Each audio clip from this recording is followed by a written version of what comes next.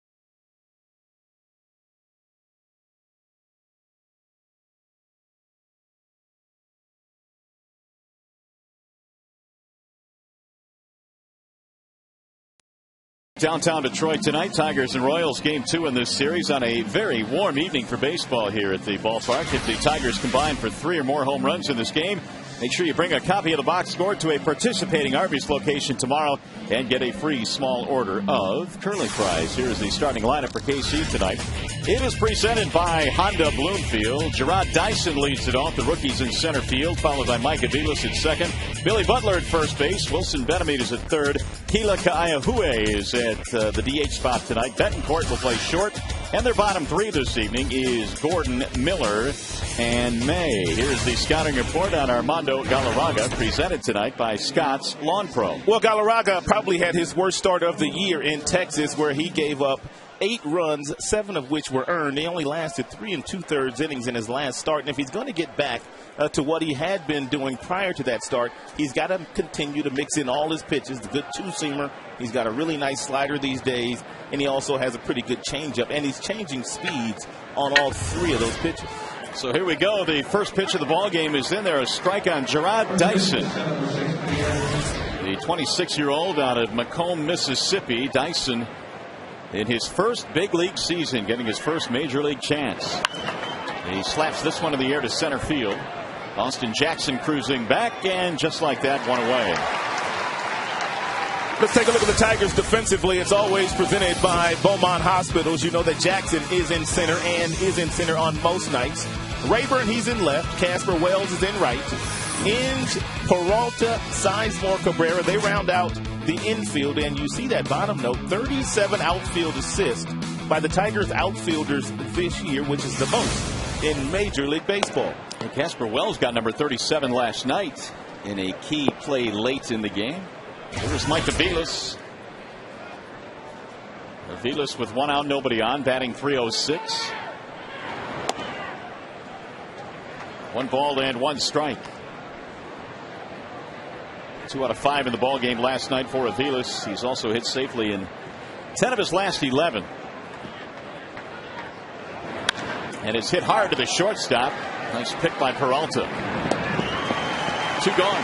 Galarraga couldn't wait for this start, as I told you in the pitching profile. Just 3 2/3 innings 5 days ago against the Texas Rangers. And that's not the way you want to finish your season. You want to finish your season on a very high note. And with the earned run average at 4.27 overall for Galarraga this year, it really isn't that bad. And he should have more than 4 wins. He has not gotten a lot of run support.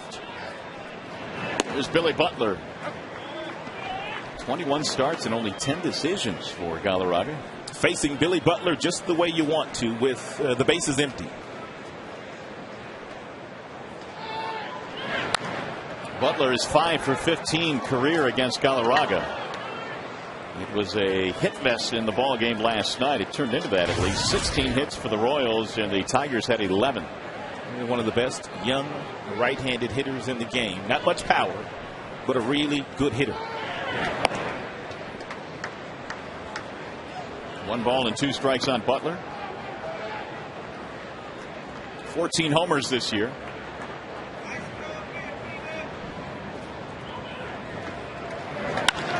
Butler hits that one on the ground, back up the middle. 2 out single.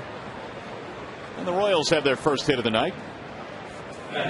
We talked about this last night, but this is a Royals team that will get its share of hits. Since Billy Butler came to the big leagues, he has done a lot of damage against the Tigers pitching staff. 81 hits. Mauer's been better. And Morneau and Span, those Twinkies. But it's been Billy Butler that's gotten a lot of hits against Tigers pitching. And that's only a 4-year span. 81 hits. So Butler continues to get it done. Here's Wilson Betemit. The Royals are hitting .276 as a team, and only Texas and Minnesota have a better team average, and they're at .277. So the Royals are right there with them. Getting those runs home, though, different story. Betemit pulls one foul outside of the bag at first base. Well, he's been a pleasant surprise for them, I think, offensively. Betemit 40 RBIs, hitting .320. And when they traded Alberto Callaspo, Betemit given the lion's share of time at third base for Ned Yost. First season as the Royals manager, 2 more years left on his contract. 1-2. It's going to be interesting to see what they do with Bedamit in 2011. Of course, you can always be traded, but from an offensive standpoint, he has earned some playing time for Ned Yost. They also have Josh Fields, who they got from the Chicago White Sox, who's had an injury-filled season. But it looks like Bedamit has earned the bulk of the playing time down the stretch. Check out who's watching this game from the center field, well, standing room only area. Yeah, that's Dayton Moore, their general manager there on the left in the gray KC t-shirt. It's a good seat. Well, I shouldn't say seat, but it's a good place to stand, I guess. It's a good standing area, yeah. A unique view for Mr. Moore in this one. It's pop in the air toward left, and this one will get back out of play. This will give you a better idea of where the general manager is of the Royals. A long way away from home plate.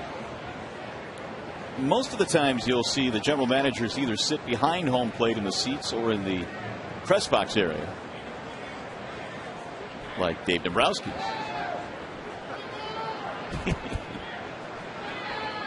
Much more comfortable seat there. Another foul back out of play for Bedamit. 1-2. Royals at 61-88. The Tigers jumping to 2 over the 500 mark with their win last night. They are 76-74.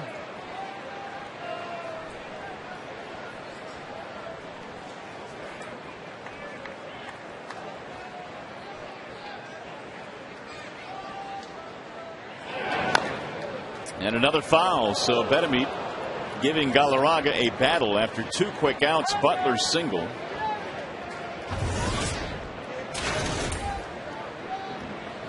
A variety of different speeds from Armando to Bedamit in this at bat. The slowest of which 86 miles an hour. And this will be the 8th pitch in this at bat. And he missed outside with it. 2 balls, 2 strikes. Bedamit, good night last night. 3 for 5, had an RBI. Waiting on deck is Kaihue. And apparently Galarraga being awfully careful against Bedamit. They don't have many guys in their order that hit for power, but he is one. He's got 12 home runs, 8 of which have come hitting left-handed. Swing and a miss. So Galarraga finally strikes him out, ending the inning. They will strand 1, and Chen will take the mound for KC.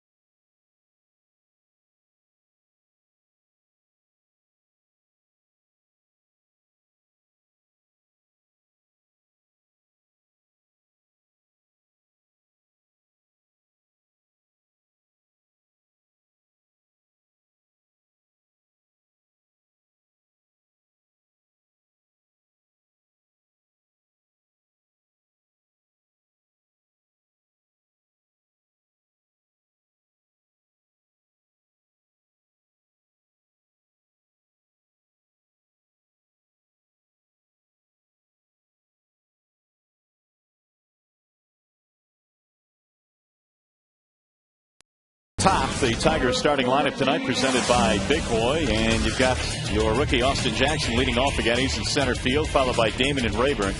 Cabrera is cleaning up. Casper Wells earning another start in right field, and Peralta, Sizemore, Inge, and Laird. And it'll be Jackson settling into the batter's box here, facing lefty Bruce Chen, who has won 10 games this year. Who would have thunk that? Not me. Austin Jackson hitting an even 300. Jackson, then Damon, then Rayburn. 7 RBIs this year against the Royals for Jackson. He shoots this one in the air high and deep to right field. Miller going back to the edge of the warning track for the out. 1 gone. Well, the Bernstein Advantage brings you the scouting report on Bruce Chen. Get the Bernstein Advantage. We go to bat for you. Well, Chen is the definition of a crafty left-hander. And what I mean by that is no pitches will reach 90 miles an hour, but he throws at lots of different speeds in between 70 and 88 with a variety of different pitches. And we talked about the fact that he has won 10 games, which is their team leader. And Cabrera and Johnny Damon have nice numbers against Mr. Chen. Well, I would say so. Johnny Damon is 13 for 25 against him. A couple of home runs. And he chops this one right back to the mound. Chen will get it this time. Overall, left-handers do a little bit better against Chen than the right-handers do. He comes in holding the right-handers to a 269 batting average, whereas the left-handers are hitting him at a clip of 282.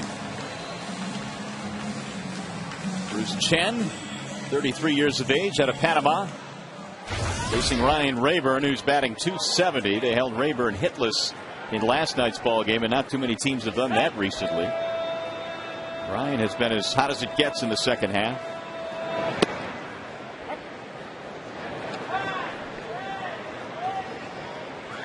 Most of the right-handers tonight, their approach against Chen will be one where they will try to drive the ball the opposite way. High fly ball to left. Alex Gordon camping under it, and that's going to be that. 1-2-3 inning. We go to the second.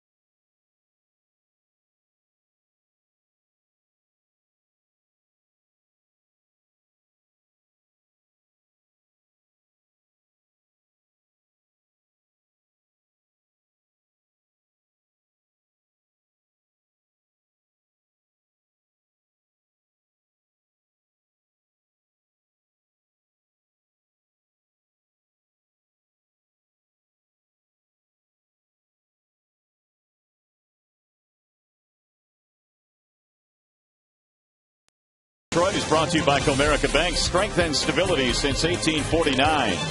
Comcast, call 1-800-COMCAST for TV, phone, and internet. And by the new Ultimate 50-50 raffle from the Michigan Lottery. The current jackpot is at least $609,000. Biker night here at the ballpark tonight. That's how Rod got to Comerica Park this evening.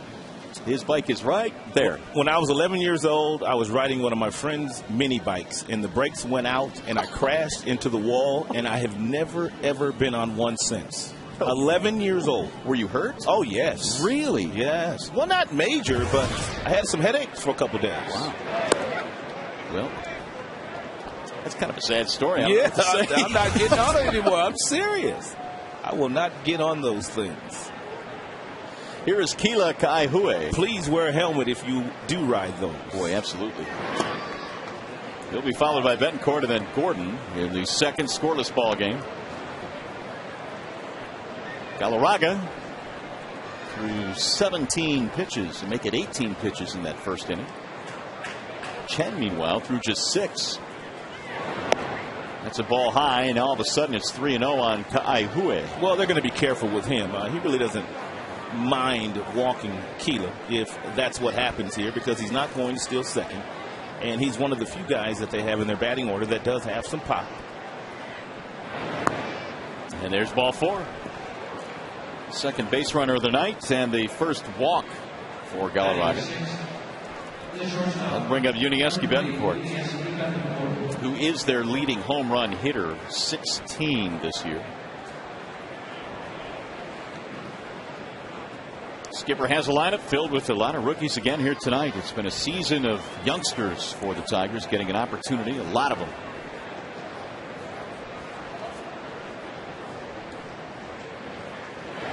We talked a little bit about this last night, Rob, but going forward, if you're the Royals, I think you almost have to identify some power hitting in the offseason to augment what you have in this lineup, because especially in the American League, you've got to hit a few more home runs than this. They do.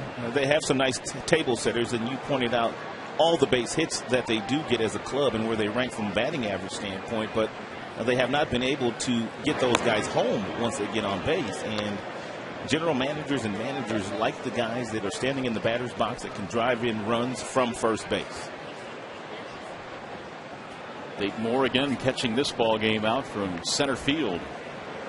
Apparently, Rick Knapp has seen something in Galarraga's delivery here in the second inning, which has caused him to throw 6 straight balls, and he gets a visit. And the conversation is one-sided.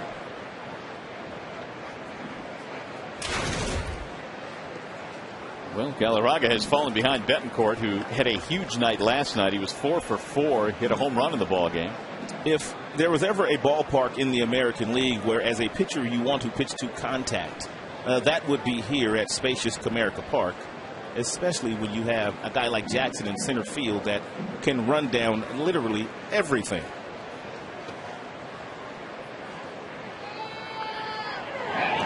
And he missed again, so now it's 3-0 as Galarraga continues to dig a hole here. Armando gave up 8 runs in 3 2/3 in his last outing. He has just not pitched well against his former team, the Texas Rangers. There's a strike, 3-1. Well, they had 8 hits, 8 runs, 7 earned against him. That was that 11-7 Texas win. The Tigers dropped a pair on the recent road trip in Texas.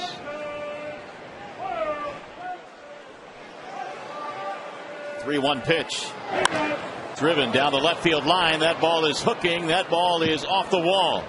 Ka'aihui comes to third base. He's in there. Throw to second. And he is out at second base. What a play and a decision by Rayburn in left field. It's another assist for the Tigers outfield. Yuniesky Betancourt hit this ball off the wall in the outfield, and he thought Rayburn was going to go to third base, but he threw behind him, and he had a very nice slide, but unable to get that right hand in there before the tag of Scott Sizemore. Sizemore had to chase him around the bag. And apparently the Tigers may feel that there's something wrong with Galarraga here. Well, a couple of starts ago, Galarraga had some elbow issues. He had some tenderness in his elbow while he was warming up. But he has gone on to pitch in 2 consecutive starts since that episode. But apparently, with Kevin Rand and Jim Leland going out there for the visit, those issues may have cropped up again. So the trainer and the skipper back in the dugout. The infield coming in now for Alex Gordon. He takes a ball inside. Last night, we talked about the fact that Wells threw a runner out at second base, and tonight Betancourt is thrown out by Rayburn. And the assist for the Tigers outfield piling up. Checked his swing and rolled it to second. This will not score the run. Sizemore throws out Gordon. Well, if you're Gordon, you have to be upset with yourself. Runner on third base, less than 2 outs, an opportunity to get your team on the board, and you don't take a full swing. So with 2 outs, that's going to leave it up to Jay Miller.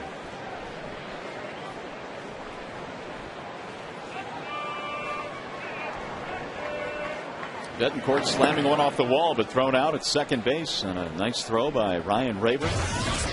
Be careful with Miller. You only see the one home run, but this young man's got some pop in his bat. He's got a long swing, but if you throw it in his happy zone, he can hurt you. One ball, one strike. Excuse me, there you see the long swing. Got a long, lanky body as well. It's a nice located breaking ball down and away, and it looked like Miller was trying to play long ball. Well, Miller did do some damage in the minor leagues. 18 home runs at Omaha. He's behind in the count, 1-2. And it's Laird who is able to smother it and keep the ball in front of him. And apparently Miller is a very sharp young man. He was headed to Stanford on a couple of different scholarships out of high school, but decided to play professional baseball. Yeah, he was going to play football there and basketball, but decided to go the baseball route. Here's the 2-2 pitch. Swing and a miss. Galarraga picks up his second strikeout. Pitches out of trouble here in the second. Thanks from some help from Ryan Rayburn. What a throw.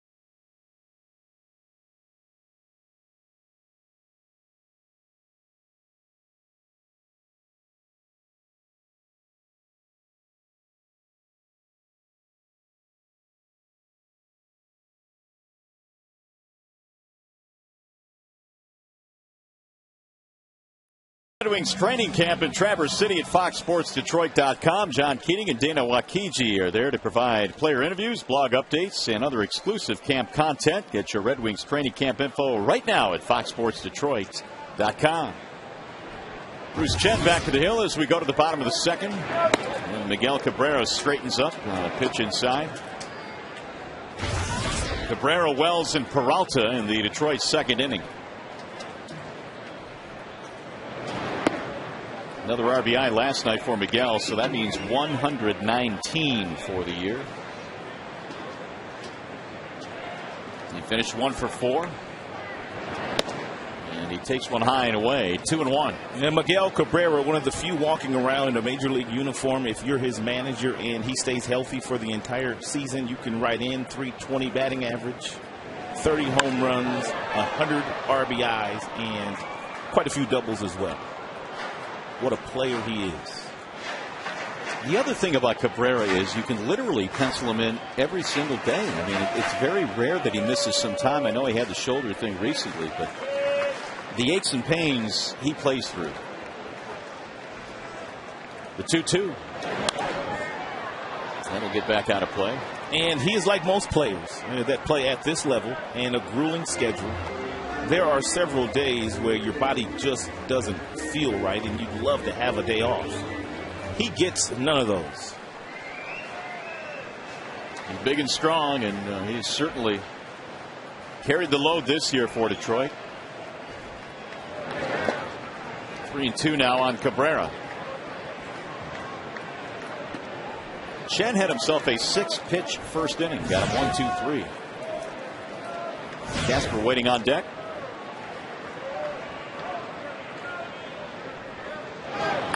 Bouncing ball, third base side. Benameet scoops it up. That's 4 in a row set down by Chen. Benameet had a big error in last night's game, which really helped the Tigers out tremendously.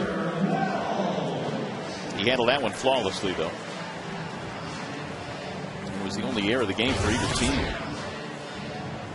Zach Greinke also had a rare off night, in my opinion.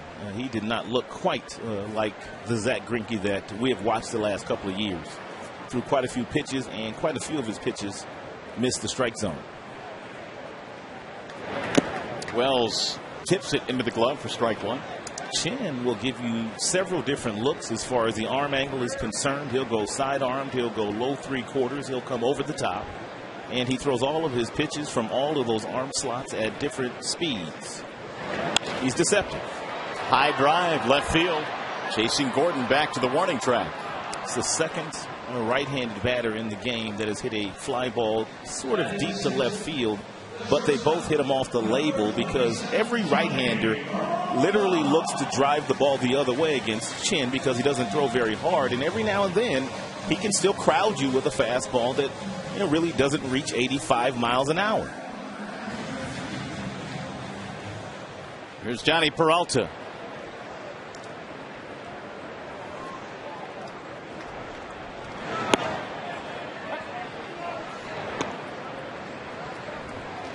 Well, there is Al Kaline, Mr. Tiger. He'll be joining us when we go to the third. Talk about this current Tigers team. Fantasy camp coming up, too. We want to talk to him about fantasy camp. 0-2 on Peralta.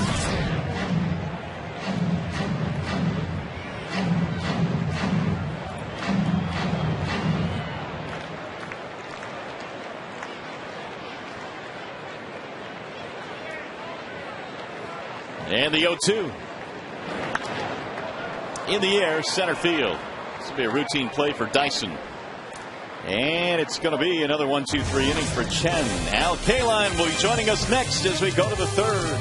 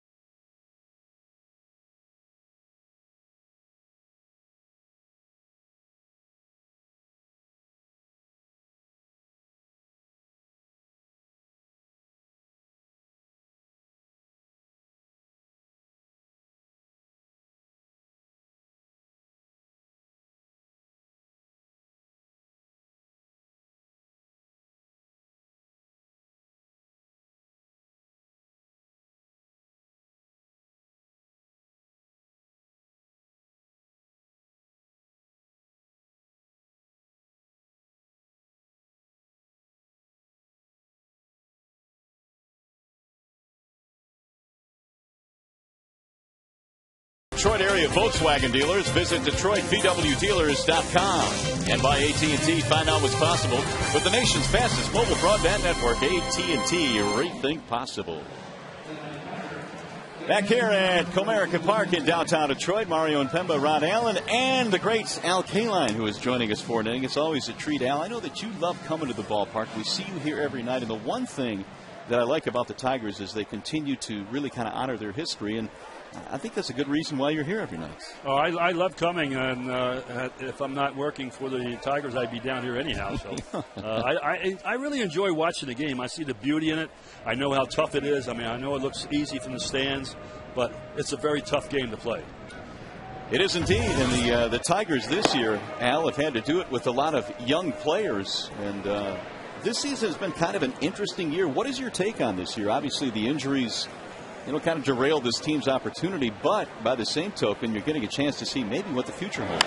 Yeah, it's been a very odd year for the Tigers with the injuries, and going into the season, it looked like we really had a great ball club that one certainly would be able to contend for the Central Division, and all the injuries to go down. And but it has been fun in a way to watch some of these young players come up here and really perform well. So it's a good feeling for the people in the front office to see some of these young guys perform. Al, a lot has been made about who bats behind Miguel Cabrera, because everyone feels that's a very important spot, which is it, because he gets better pitches to hit. But how about the loss of Magdalene Ordonez, who was hitting third for him? I mean, how can you quantify that loss? Well, you really can't, because there's two things you need. You need somebody to get on base ahead of you, or have somebody hitting behind you. And in the case for the Tigers and Cabrera, unfortunately, we lost a guy ahead of him, and we haven't really had anybody to hit behind him. And I don't think it's any real secret that probably one of the things the Tigers would look at is probably trying to find somebody to bat behind Cabrera. Gerard Dyson, the batter here, with one out. We're in the third in a scoreless game, chatting with Al Kaline. And Al, I know coming up in January, it's going to be fantasy camp time again. Talk about that. I know it's something you probably look forward to every year. Yeah, I don't stay there all week long anymore. I used to for a long time, and I've gotten too old to do that. But I really enjoy going there for several reasons. First of all, to see all the former Tigers. And, I think the Tigers have probably the finest fantasy camp in all of baseball. It has been for a long time. And the reason for that, I think they bring back some former great players that played for the Tigers, and good players and friendly players, the guys who will spend a lot of time with the campers, and they really make them feel at home. And we have to realize that the campers are big Tiger fans. Right now, are there any trash talkers among the players that come back? Well, you always have a lot of lies told, how great you are, and tell stories about each other. Mike Aviles, the batter here, with one on, one out. The walk to Gerard Dyson. Does it amaze you the fact that Jerry Lewis, who pretty much runs that fantasy camp and has done it for a number of years, does it amaze you at the number of fans that continually show up there year after year? That's one of the great things that I enjoy, because I get a chance to. I was there at the very first, and there's been guys that are still coming back year after year, 15, 16, 17 years. Well, the reason for that is that you guys make it so special. Of course, I'm down there as well, but you make everyone feel so welcome. And I guess the whole thing with the fantasy camp is to make the campers feel like they were players. They were players. They probably were pretty good players as amateurs, and maybe even some in college. But it's a special time, and it amazes me when the players are about, particularly the first time they're there, how much they really enjoy. And if you like playing baseball, it's baseball all day long. And I guess maybe some of the folks, do they come down in tip-top shape, or do they try and work themselves into shape, or do you have to worry about that at all? Well, I think that's the biggest fear. I remember several times the very first day, guys would blow a hamstring and out for the rest whole week. And they spend that kind of money to come down there. Right. And, you try to tell them to work out, but working out in the gym in the wintertime up here in Detroit and Michigan isn't the same as running on the regular dirt baseball field. I love Gates Brown's initial comments on the beginning of the fantasy camp when he tells all the campers, let me give you one piece of advice. Start off slow and taper off. That's Gator, all right. Which means it doesn't really matter what type of shape you are when you get there. When you play that type of baseball, you play that many games, your body's going to hurt. Yeah, you tell yourself to do that. I'm sure they do. But when you get in the heat of combat on your team, you'll take that extra hard step, and that's when you sometimes will pull a hamstring or even dive for a ball. I've seen dislocate shoulders and people trying to make great plays. And the big thing is just go down there, have fun, and enjoy the whole week. Well, let's talk a little bit more about this Tigers team. Obviously, we talk about all the young guys, and which of these young players has really stepped up in your mind and has really stood out? Well, it's really hard to pick any. Of course, you got to go with our center fielder. Sure. I mean, he has just been amazing. I am so impressed with him, not only as a baseball player, but as a person. But to come in as a rookie and do the things that he has been able to do and cover center field in a very tough ballpark here, and plus hit, I guess, basically over 300 all year long. Right. And he looks like he's going to be special, and I think he's going to get even better.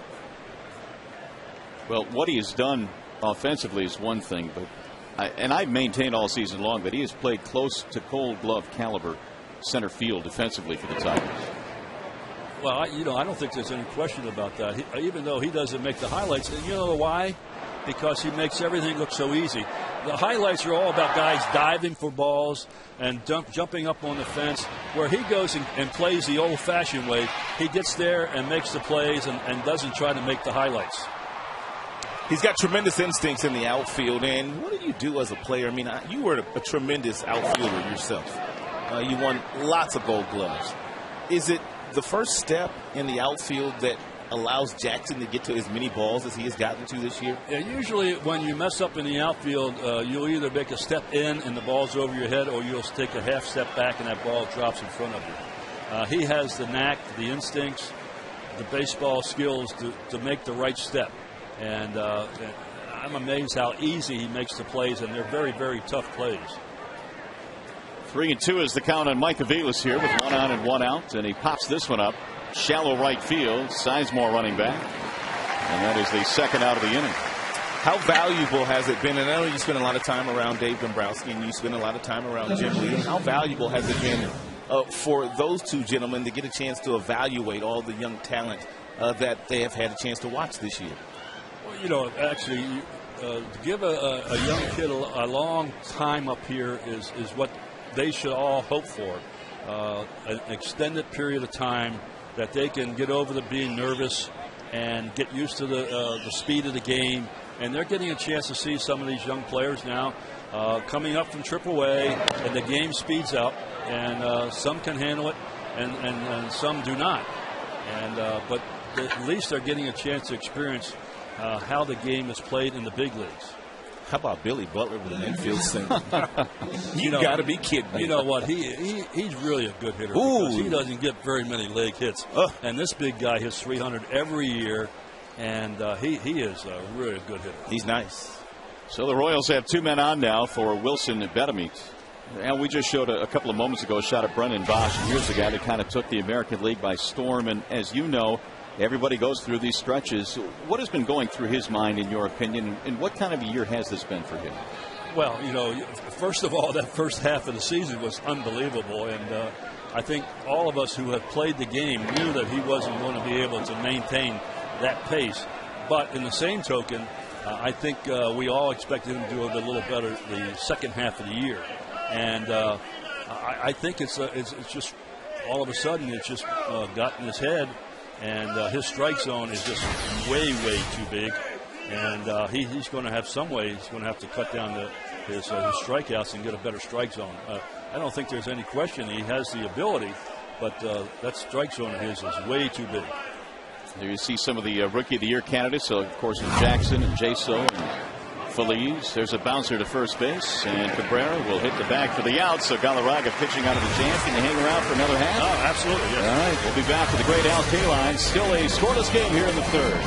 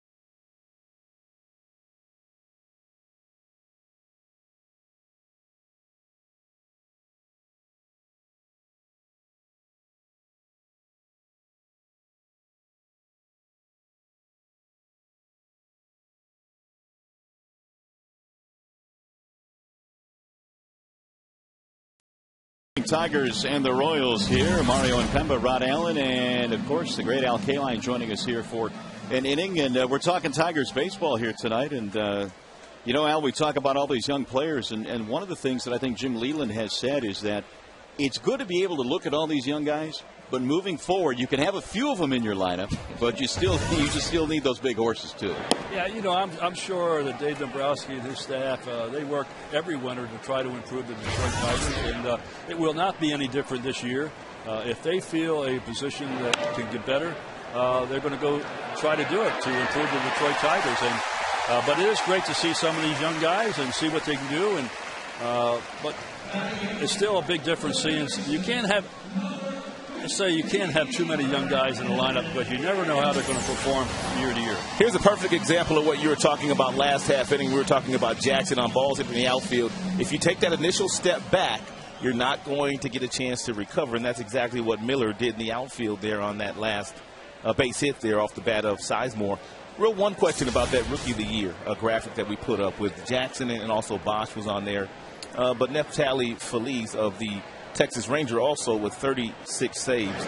What's your take on who should get that Rookie of the Year? I know Jackson is our guy, but do you have an opinion on pitcher versus player? Absolutely, yeah, I do. And I've always said a guy who plays every day should get the Rookie of the Year, and the pitcher should get the Cy Young Award winner. I feel, and it's not taken away from a pitcher who does a great job. But you really don't know how many times he pitches just a one-hitter to get a save. And I go even further than that. They talk about Rivera being the greatest closer of all time. I think he's the greatest one-inning pitcher I've ever seen in my life. But you got to go back to the Goose Gossage and the Raleigh Fingers, who pitched 2, 3, 4 innings to get a save. And I'm not taking anything away from him because he has been fantastic. But to me, come in and pitch the one-hitter and get a save, I mean, I think that's a joke. Well, Gerald Laird will step in here with 2 Tigers aboard and nobody out. We're in the third. It looks like they're anticipating a bunt in the infield, and that's exactly what Gerald does. Vandermeet will barehand it, and the sacrifice works. Al, in your opinion, how far are the Tigers away from getting back to what they had here in 2006? Well, anytime you have pitching, you're close. And I think we have really good pitching. Sure, you always can get better. You can never get enough pitching, but we have some really good pitching. And whenever you have pitching and you get decent defense, you should be in most of the ball games. I don't think there's any question, like I said before, you'd like to be able to have another bat in the lineup or two to score some runs for these guys that go out there, particularly starters. But anytime you have good pitching, you should be a contender. What is Jackson and what should Jackson be thinking about in this situation? He has not done well with runners in scoring position overall this year, but with the runner on third, less than 2 outs, what should he be thinking about here, Al? Well, first of all, he doesn't want to strike out. I mean, he wants to try to drive the ball and use the center part of the field. And usually, by this time in his career, he should know how pitchers are going to try to get him out. Do you change your approach because you see the infielders in? No, I just wanted to hit the ball hard. I didn't want to guide it. I wanted to make sure I got my pitch. I always thought the pitcher was in the hole right now, not me. And there was no reason for me as a hitter to panic and swing at anything. You get a little zone, you look for the first two pitches, and then, of course, the third strike, you got to just do the best you can to put the ball in play. But there's too many strikeouts in all of baseball now, much more than ever before. 2-1 is fouled back. 2 balls, 2 strikes on Jackson. Tigers have runners at second and third against Bruce Chen. Their first 2 hits of the ball game here in a scoreless game. Well, the Tigers, Al, certainly have an opportunity now to finish above the 500 mark. How important do you think that is looking forward to next year? Or does that really even matter? Well, yes, it matters. It matters. You always want to be a winner. You want to leave on a high note. You want to go in the wintertime say, boy, we put together a good streak. We got the talent, and we all have to be ready to go next year. And I think that's you should try to win every ball game. It doesn't matter whether you just want to finish second, first, third, or fifth. You should try out, win every game, because in a lot of cases, their jobs are on the line right now. Right. There's some guys, their jobs on the line, and the better you can perform, the more you can be looked at. Not only by us, but by other scouts too. You see the Tigers 3 behind Chicago for second place in the Central. Minnesota will win the division this year. As Chen misses outside, and now it's 3-2. Austin Jackson fly to right field his first time up. He is 0 for 1, trying to get a run in here. The infield drawn in a bit. Damon waiting on deck.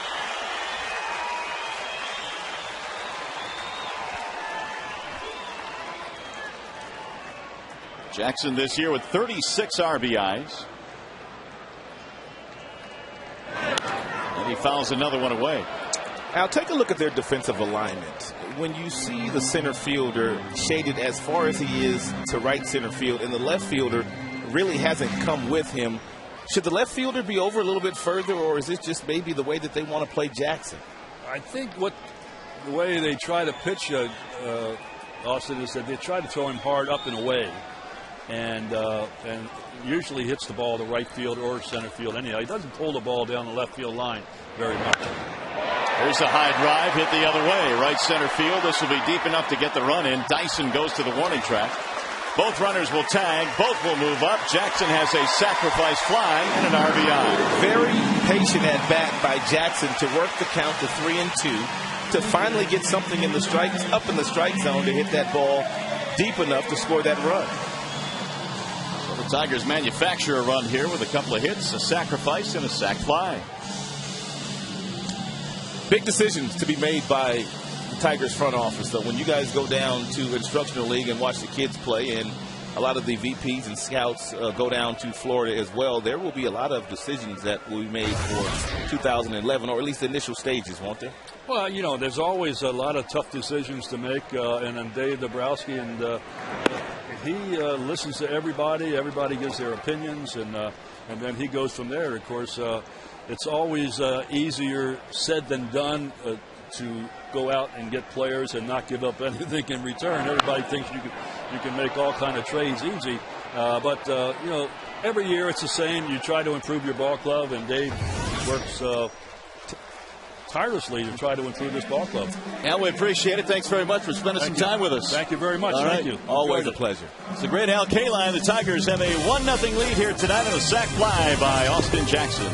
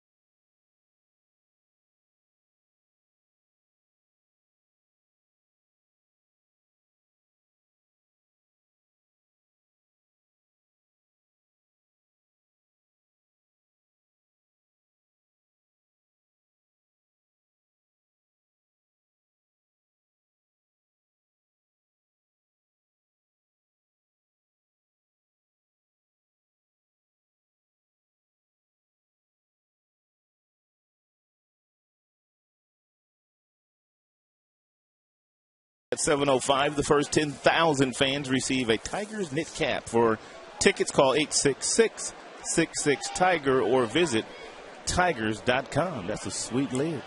It is indeed, and as we said last night, it won't be long before you're going to need it. It is a warm evening tonight, though. It was 87 at game time. Always a pleasure to talk to Al Kaline, one of the classiest men in professional sports. Well, Galarraga back to work now as we go to the fourth inning. Tigers have a small 1-0 lead. It'll be Kaihue, Betancourt, and Gordon.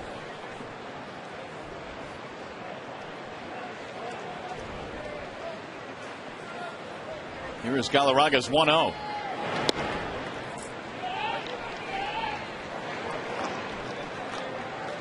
Kaihue walked in the second. Royals had a good shot. They had Keela at first base, and then Betancourt hit one off the wall but was thrown out at second base, which changed the complexion of that inning.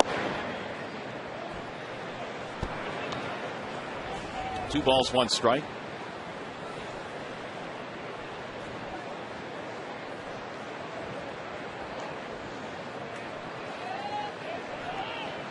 Here's the 2-1 pitch.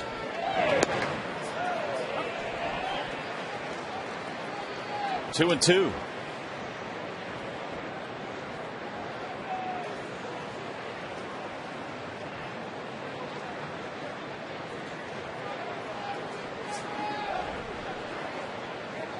And the 2-2. Inside and low. 3 balls, 2 strikes.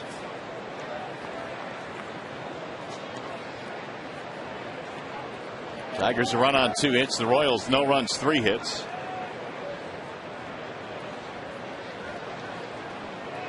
Kaihue had 78 RBIs in 94 games in the minor leagues this year before his call up to the major leagues.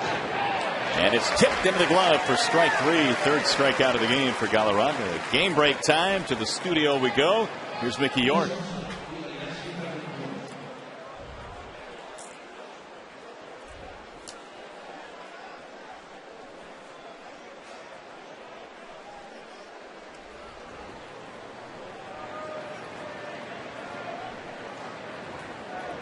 All right, thank you, Mickey. There's a pop-up off the bat of Betancourt. Right side of the infield, Cabrera. 2 outs. Well, both of these teams are going to make the playoffs, the Yankees and Tampa, but there is some incentive to winning the division. Yeah, no doubt about that. There's been a lot of teams this year that really haven't played real good baseball away from their home yards, and if you can get home field advantage going into the postseason, it would be great for your team. And not only that, your fans.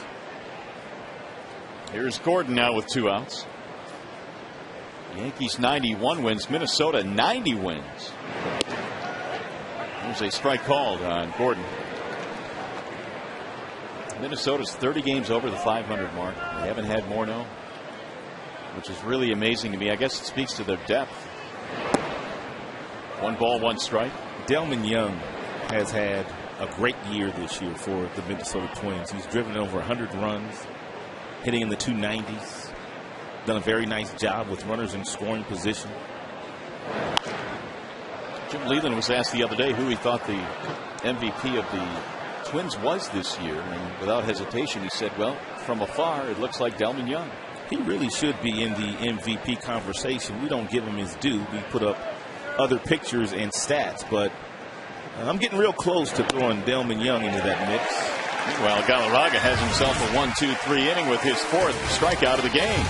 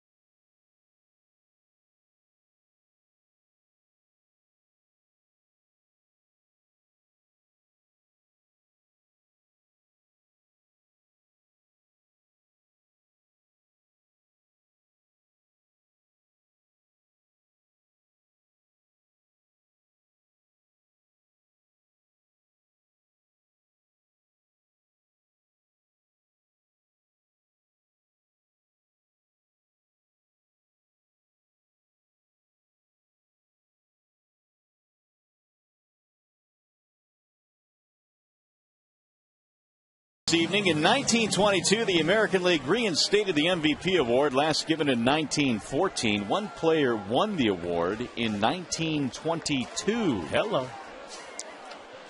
The American League MVP, 1922. Oh, you don't know that? No shot. That's a toughie tonight. But that's the way they're supposed to be.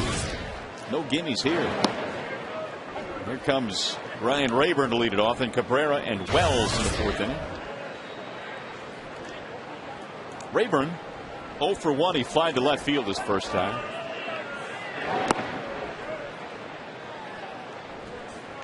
Tigers a run on 2 hits. The Royals no runs, 3 hits. Game 2 in this series. Tigers won the opener last night, 7-5.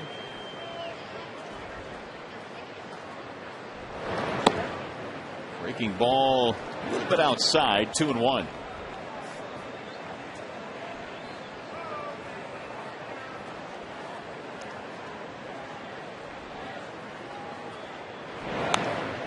Fouled straight back. 2 balls, 2 strikes.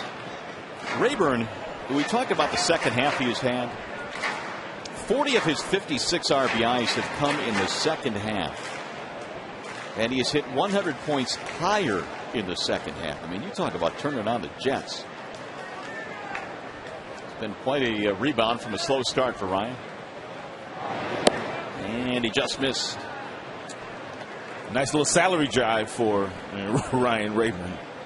When you put up those kind of numbers in the second half of the season, you've got a little ammunition going in when you want to talk about that next contract. It's more like a howitzer. There's a line drive, foul.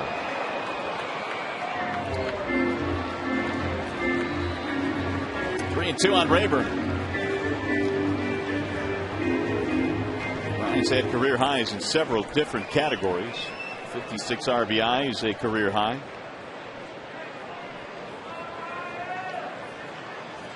Three-two pitch.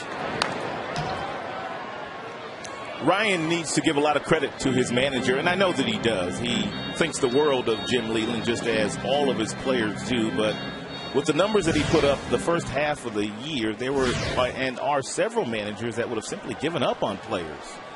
But he continued to run him out there and give him opportunities. And Rayburn has shown up. He might have shown up again. This one hit deep to left, and it's gone. A home run into the bullpen. Over the fence in left field, Ryan Rayburn has hit number 14. I was talking to Rayburn before the game during batting practice, and I was asking him, what would your approach be tonight against Bruce Chen? And he said, I'm simply going to look to hit the ball to right center field, but if he does come inside, I feel like I can still pull my hands close to my body, which will get the bat head over the plate, and I could get a base hit to the pull field. He didn't say home run, but he felt like even if Chen did come inside, he could still get to it, and he just did. Well, that was classic video proof of that, wasn't it? Chen is one of those guys where you can't look to pull the ball against because he does not pitch all that aggressively inside. He simply stays out there. Oh, that thing has hit a ton to center field, way back and gone into the shrubbery.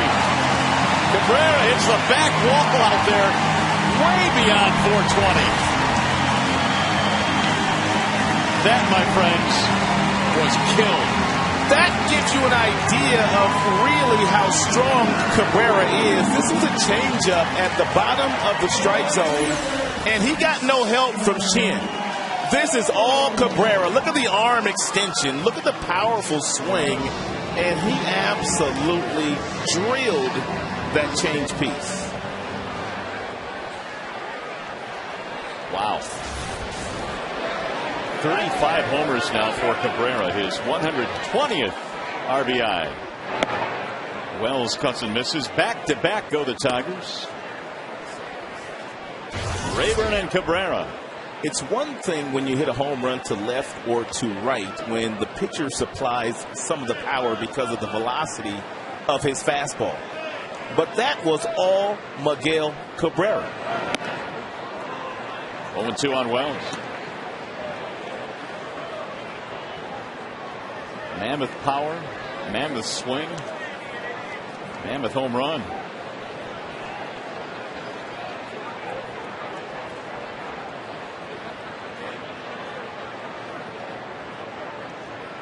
Here's the 0-2. Swing and a miss. Wells goes down on 3 pitches. It's the first strikeout of the game for Chen. By the way, tonight's game is available in crystal clear high definition on Fox Sports Detroit HD, sponsored by Comcast. 2 different swings by 2 right-handed hitters. You saw Rayburn really had to pull his hands inside close to his body to get to that inside pitch. And then you saw the extension down in the strike zone by Cabrera. Peralta pops it up. There's room for Butler. 2 gone. The second baseman, Scott Sizemore. Take one more look at the location of this pitch, and let's freeze it on contact. Take a look at when he gets down to this ball, the extension with the arms, they're fully extended, but he's got strong lower half, very strong leg, and he's able to drive that ball to straightaway center field. 427 feet, by the way, was the official distance. And Cabrera hits his 35th. I was reading something today where I don't know when the Texas Rangers are going to get Josh Hamilton back. He's got a couple of cracked ribs that they're trying to get him to come back and be healthy once they do get to the postseason. So that MVP race might just be Cabrera's to take over. Yep, could be a 1-horse race. There's a high fly ball. The center fielder Dyson is under it. And that is that. But the Tigers go back to back. Rayburn. Then Cabrera. 3-0.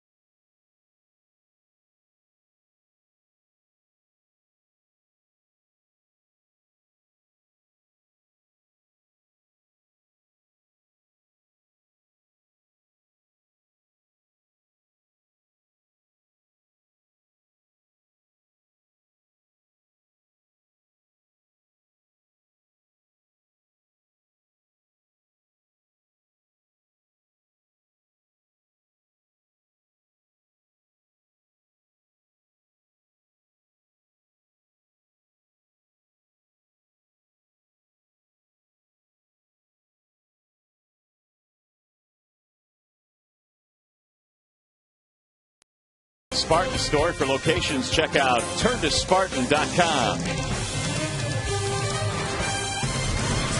Warm evening here at the ballpark tonight with the temperatures in the upper 80s at game time. Tigers lead 3-0 as we cruise to the 5th inning in this one. What a nice shot. It is gorgeous. Rayburn with a home run. Quickly followed up by Cabrera's long ball. Back to back. And Galarraga now a 3-0 lead. Jay Miller leads it off.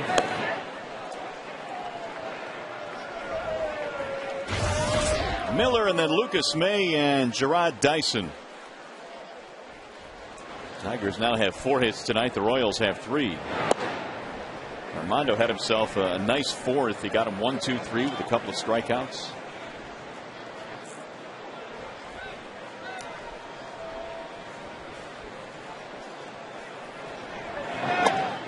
Pitch. That looked like a strike to Miller all up until the time that he started his swing, and this ball just broke about 3 feet.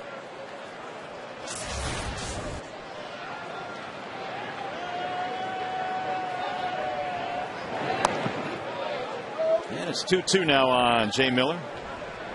He was acquired from the Athletics in late April. Had a nice year at Omaha after he was acquired, 18 home runs. And he knocked in 56.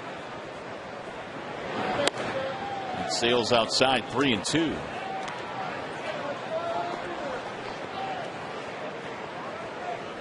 On deck is Lucas May.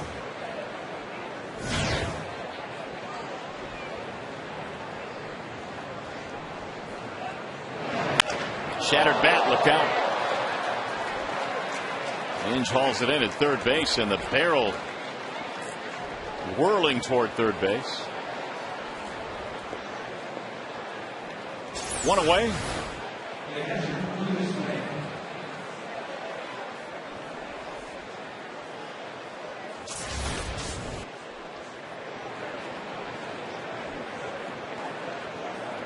Here's Lucas May. He was acquired earlier this year from the Los Angeles Dodgers when the Royals traded away Scott Podsednik. Rolls that one foul, 0-1. Did you happen to see the video of that young kid in Chicago playing for the Cubs, that Tyler Colvin, I believe his name is, that got hit by a bat in a similar fashion to that one that Miller just broke, and it hit him in the chest. And he had to go to the hospital, and I believe he's still in the hospital. He's okay, but he's still in the hospital. I believe it was a maple bat. I don't know that for sure. I know the maple bats tend to shatter a lot more quickly than the ash, but yeah, scary stuff. The 1-1. Bouncing ball to short. And Peralta guns him down. Mr. Colvin is part of our news and notes around the big leagues.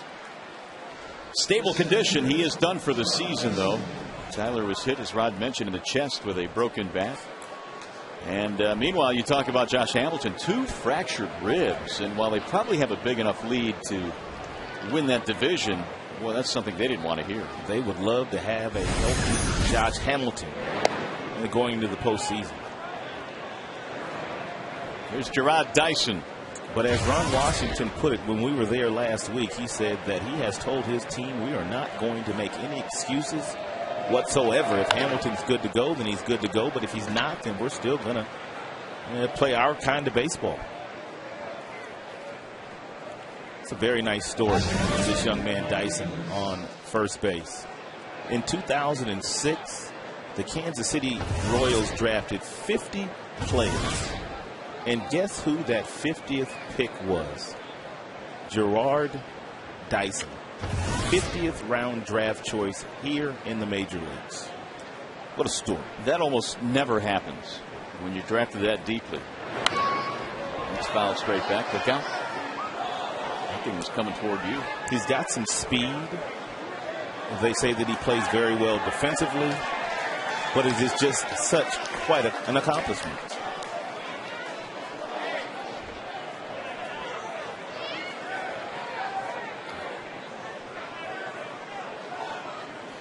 Mike Aviles, the batter. I was reading that Dyson became the first ever player in Royals history to be drafted in the 50th round and get to the big leagues. I mean, it just doesn't happen all that often. And there he goes. He's got tremendous speed. Here's the throw. Safe. Laird, good strong throw, but Dyson, nice jump. Well, that's why he's in the big leagues.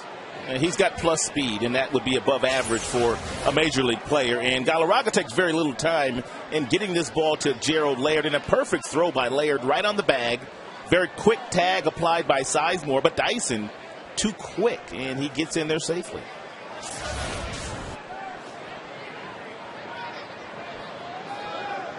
The 1-1. Way outside. That'll get away from Laird and go to the backstop.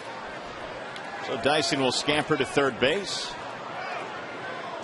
2-1 on Mike Aviles.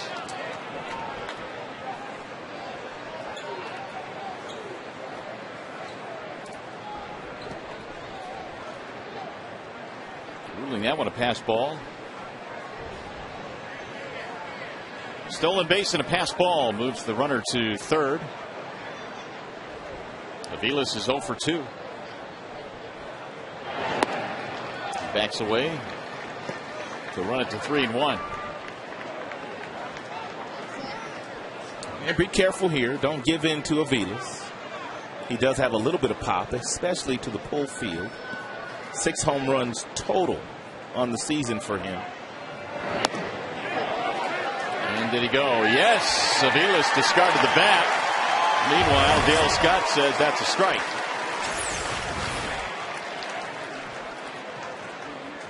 It's a good call by Dale Scott. So it's 3-2.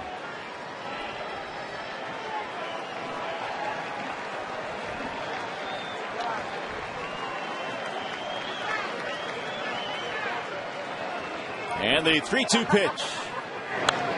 Fouled away. It's a nice job there by Aviles of spoiling a really good 2-strike pitch by Galarraga. Sometimes with 2 strikes, you know it's a pitch that you really can't drive with any type of authority, but you have to at least try to foul it off because you don't want to get called out on strikes. And that'll get into center field, a base hit. Off the end of the bat, it's a single for Aviles to score a run. And because he was able to foul off the very tough first 3-2 pitch, he gets himself a little breaking ball at the bottom of the strike zone and stays back long enough to play the run for the Royals. So the Royals get a rather benign 2-out single from Gerard Dyson. He steals second, moves to third on a pass ball, and then scores. Aviles gets his 27th RBI. There's Butler. He drives one to right field. Wells on the run, stretching out, can't get it.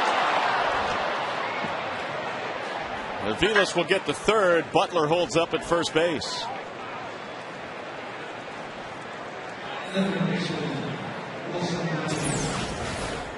It's a pretty good effort here by Casper Wells, and it looked like he got there in enough time to make that play, even though he left his feet, but it looked like the ball hit right off of the tip of the glove, and obviously he was not able to come up with it.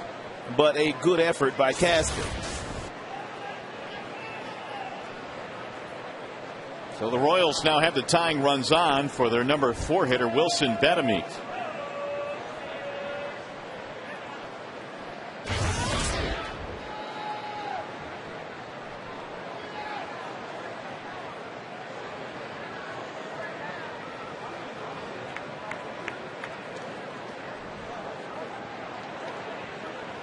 Betemit is 0 for 2. They are perhaps an extra base hit away from tying this game up. Way inside. 1-0. Betemit this year, 349 with runners in scoring position. He has really done well in these situations.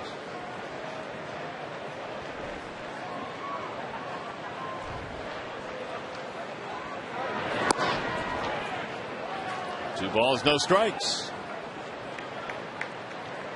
Galarraga was cruising along. He had retired the side 1, 2, 3 in the 4th. He got the first 2 batters here in the 5th.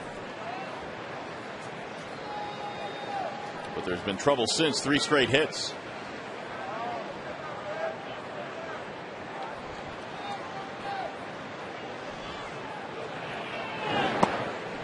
It's going to miss again. Now the count is 3-0.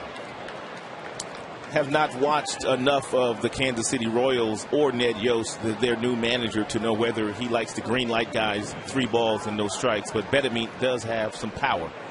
And so if you do throw a fastball, locate it well. Load the bases.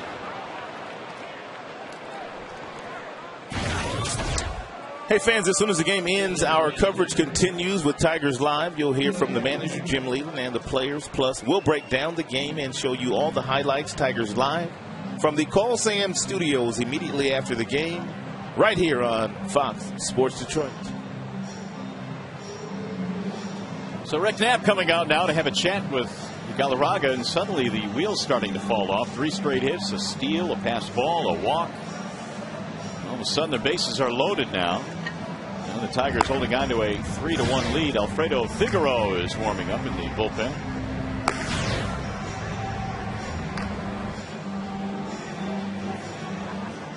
The Royals tonight have 6 hits in this game. 5 of them have come from their top 3 hitters.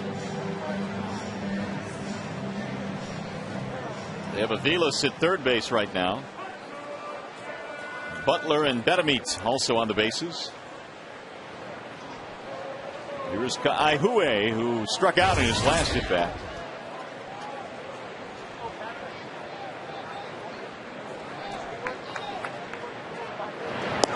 And he takes low, 1-0. Dangerous. Dangerous count. Predictable fastball count with the bases loaded to a dangerous fastball hitter.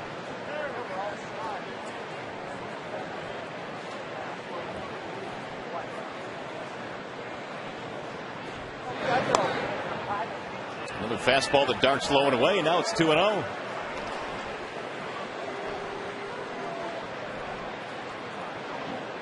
Kaihue has hit 4 home runs at the big league level. Drove in a bunch of runs at AAA. Was an all-star this year, Pacific Coast League.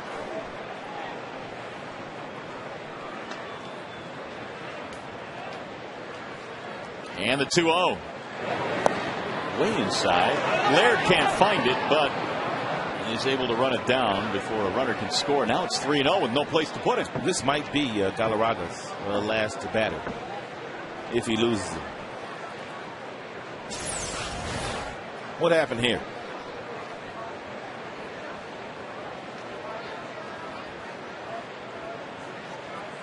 Off the heel of his glove.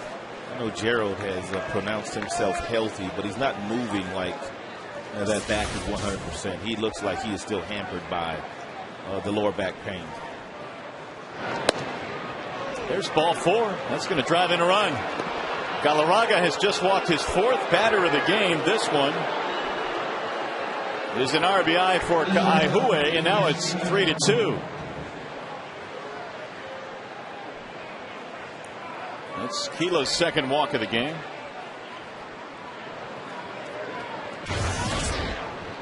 And here is Betancourt, who has hit 4 grand slams overall. 3 of them have come this season.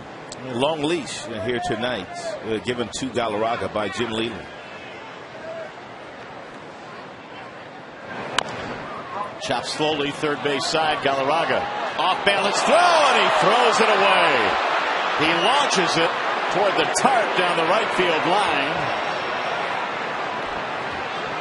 And a couple of runs will score. The fan grabbed the baseball. Butler will score. Betamit will score. And Kaihue will go back to third base. 4-3 Kansas City. Well, Galarraga was able to get over here and barehand this ball, but he made his mistake by throwing while he was still falling backwards off that right leg right there. And then you can only get to one arm slot, which is an underneath arm slot, and he simply airmailed Cabrera over at first base, and that's hard to do because Cabby stands 6 feet 5 inches. First base open now. Alex Gordon will be walked intentionally.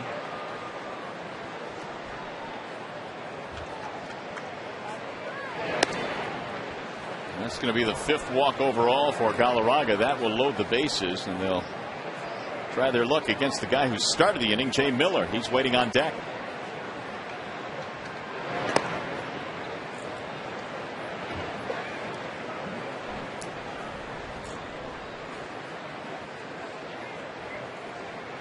And there is ball 4.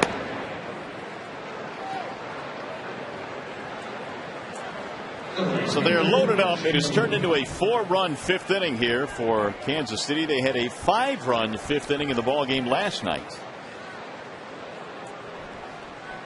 Here's Miller.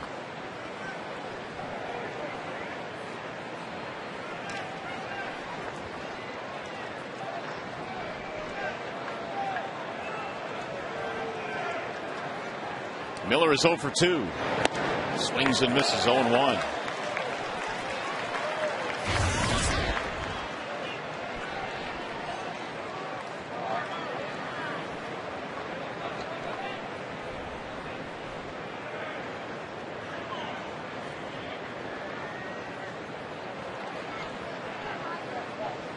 And the 0-1 pitch.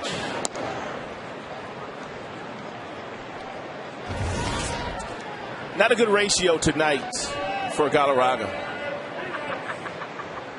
He's thrown quite a few pitches, and a good majority of those pitches have missed the strike zone. Here's the 1-1. Swing and a miss. 1-2.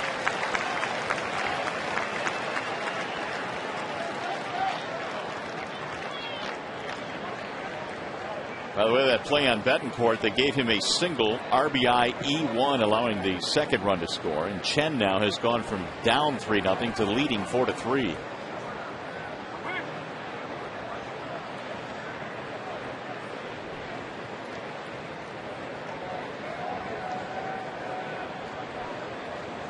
This will be the 36th pitch in this half inning for Galarraga.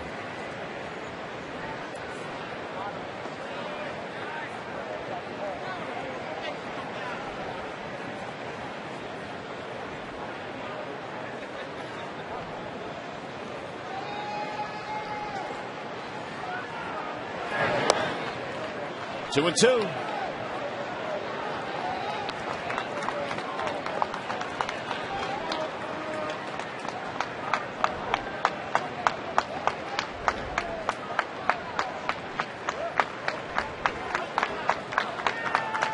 Here comes the 2-2 pitch. Fouled away.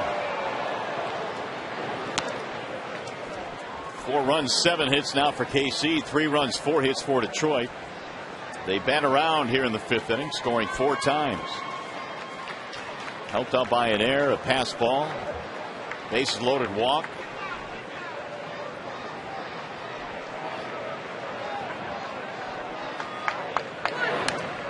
And another foul back. 2-2, the count stays on Jay Miller.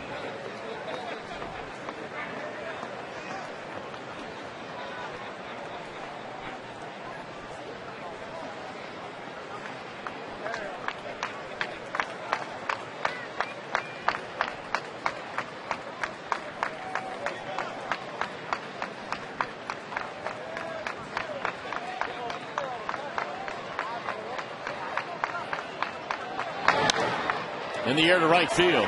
Wells on the charge. And that will end it. But big inning. The Royals score 4, and you're watching Tigers baseball on Fox Sports Detroit. Presented by Bell Tire.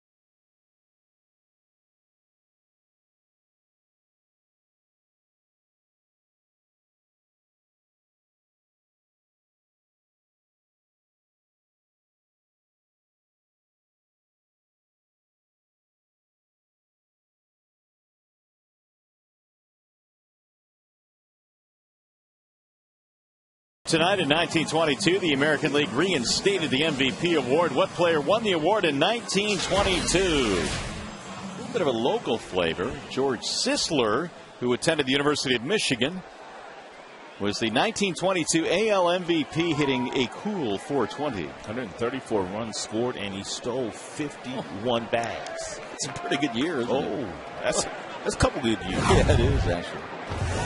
All right, Tigers have some work to do now. They're down 4-3. Brandon Inge leads it off against Bruce Chen. Well, the Tigers just need to display the kind of patience that they've been able to display so far tonight against Chen. You can score some more runs against him, but you can't go up there greedy. You can't try to get them all back at once. He is not a strikeout pitcher, which means he was going to allow some contact.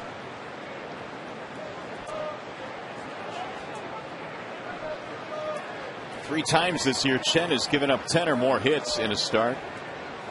He has allowed just 4 to the Tigers tonight. Of course, 2 of them were home runs back-to-back, Rayburn and Cabrera. I've never really understood why left-handers drop down to that sidearm angle to throw pitches to right-handed batters. That seems to defeat the purpose, doesn't it? Against lefties, maybe, but... Well, because when you drop down to an angle that you don't throw the majority of your pitches from, you're prone to make a mistake. And by him throwing from this angle on this pitch right here that we're talking about, a lot of times you make mistakes in the heart of the plate. That time he got it away, but I don't know what the advantage is there for the lefty throwing that angle to the right-hander. 1-2 on Brandon. Well, when you get him beyond the 7th inning, it's awfully good. Almost 5 in the middle innings as well. Bouncing ball foul, third base side. Greinke, you can see his arm is all scraped up. You remember that play he made last night? Diving on the infield dirt. You don't usually see pitchers with those kinds of scrapes. Then again, you don't usually see pitchers leaving their feet the way that Greinke left his feet last night on Will Rhymes trying to get a bunt base hit with 2 outs. The 2-2. That is popped up. Shallow center field. Aviles and Betancourt. Betancourt is there. And 1 out. By the way, you can vote for your Tigers McDonald's player of the game using your cell phone. Text Tigers followed by a space and the player's uniform number to 37338. That's FSDET. And vote for your Tigers McDonald's player of the game. 1 out for Gerald Laird. Executed a very nice sacrifice bunt back in the 3rd, which led to the first Tigers run. Swings right through it, up at the letters, 0-1.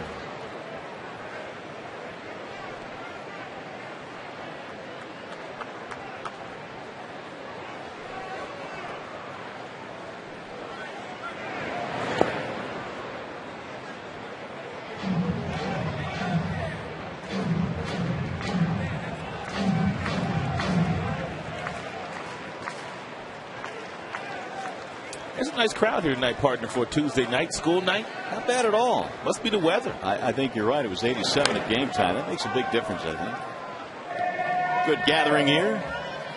And, of course, I think a lot of Tigers fans realizing their chances to see the Tigers this year winding down. Last homestand of the year.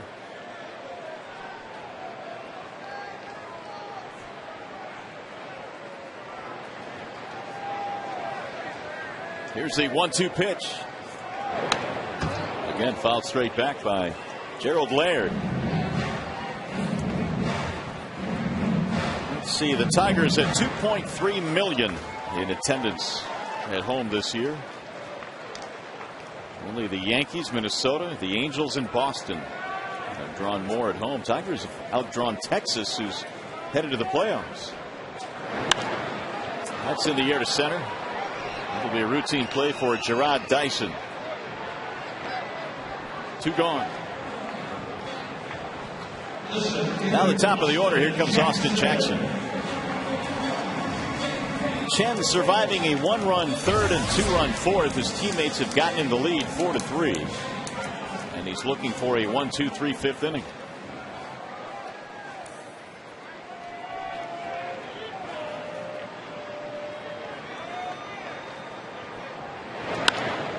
slice to right field. And a diving play by Miller. So they flash some leather. Jackson has a hit taken away as Jay Miller stretches out.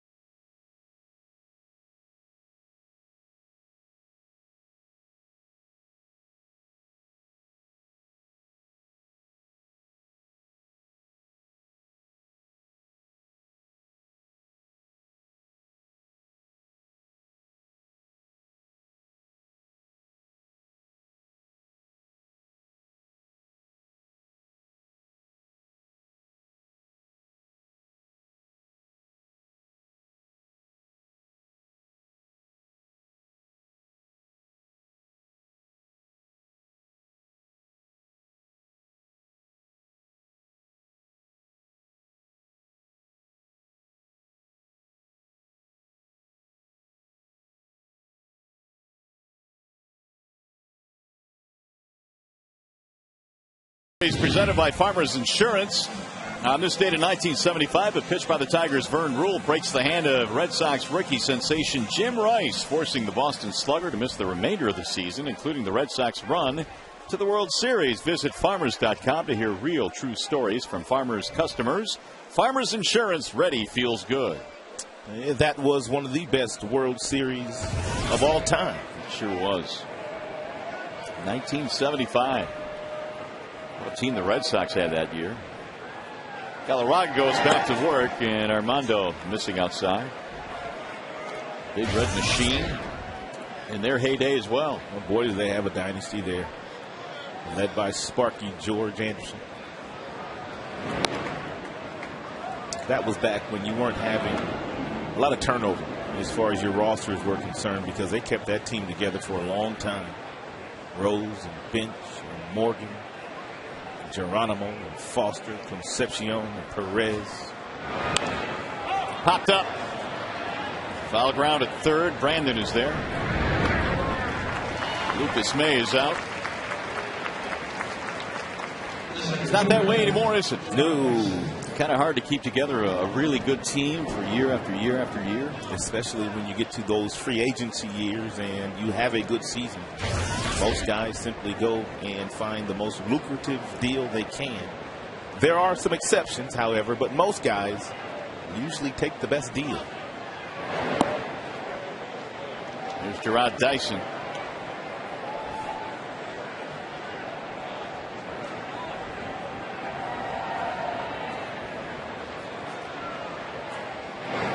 Dyson started that whole mess for Galarraga in the fifth. With 2 out, nobody on, he singled, stole second, went to third on a pass ball, and the Royals were off and running.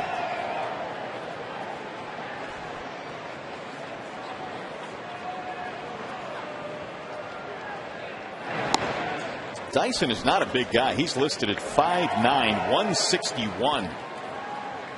Boy, can he run. He is out of Mississippi, 26 years old.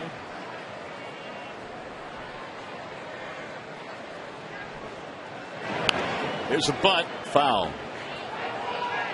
2-2 on Dyson.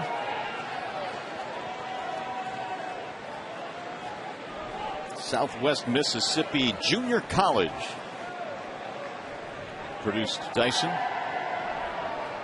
It's a great story. 50th round draft choice. 50th. Flared into shallow center, going to be trouble. It drops. Base hit. Dyson going to try for 2. And he's in there sliding. Ooh, that boy can run. They said he had speed, but you don't really understand how fast he is until you get a chance to watch him run. Very few guys in the major leagues get to second base on this particular ball right here. But he was able to do so. And take a look at him run. He even slowed down and stopped once he got to first base. But look at him turn the jets on right here. And it wasn't close. Somebody's got to get an error on that play, don't they? I would think. We're waiting on the ruling. Here's Aviles.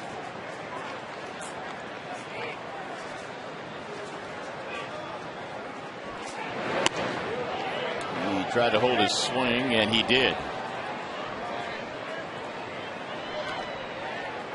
We're calling it a double. Straight double for Dyson, so he's 2 for 3. 8 hits for Kansas City. They lead 4-3 as we play in the 6th.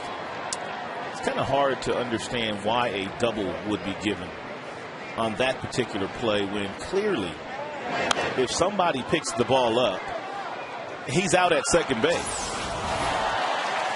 Look at it again. Peralta got back there. Overran the ball a little bit. And that's exactly what allowed him to get to second. I agree. But 2 base hit is the official ruling. He's fast, but he's not Cool Papa Bell fast. No, he's not. What they say about Cool Papa Bell? He could turn the lights off and be in the bed before the lights went out. Before it got dark. Yep. Hit the light switch. That's fast. Ooh, look out. Aviles hits the deck.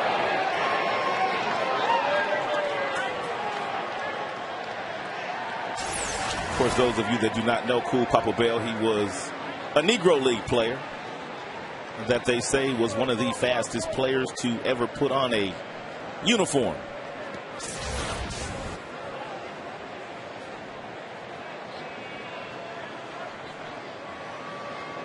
Galarraga had 100 pitches through 5 innings. Answering the bell here in the 6th with more trouble. That's belted foul down the left field line. Aviles has got some pull power. That ball's hit a long way. Every now and then he'll get out in front of one and show you plus power to left field. Not much power in any other direction. 39 total pitches thrown by Galarraga in that 5th inning. Brad Thomas has joined Alfredo Figueroa.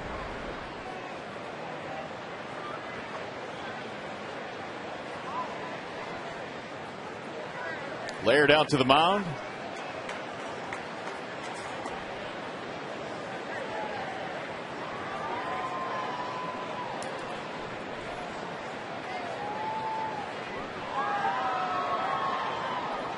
One out double by Dyson. Aviles looking for another RBI. He's singled one in back in the 5th. And his month of September has been a good one. 377 this month. The number 3 hitter Butler waiting on deck.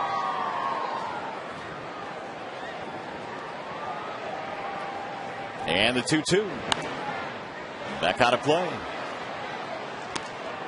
Mike Aviles is also a very good story in that he played his college baseball at a Division II school, Concordia College, and hit .500 to be the Division II Player of the Year his senior season.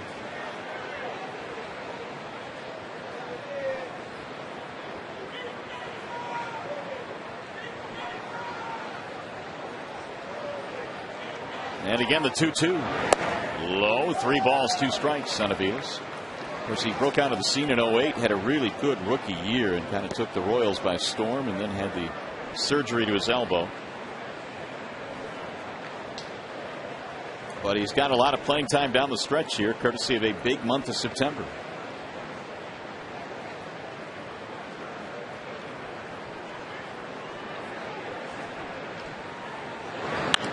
And he shoots one to right field, base hit. Dyson coming to third. They're going to stop him there. Single for Aviles, his 2nd hit of the game. 1st and 3rd now with 1 out.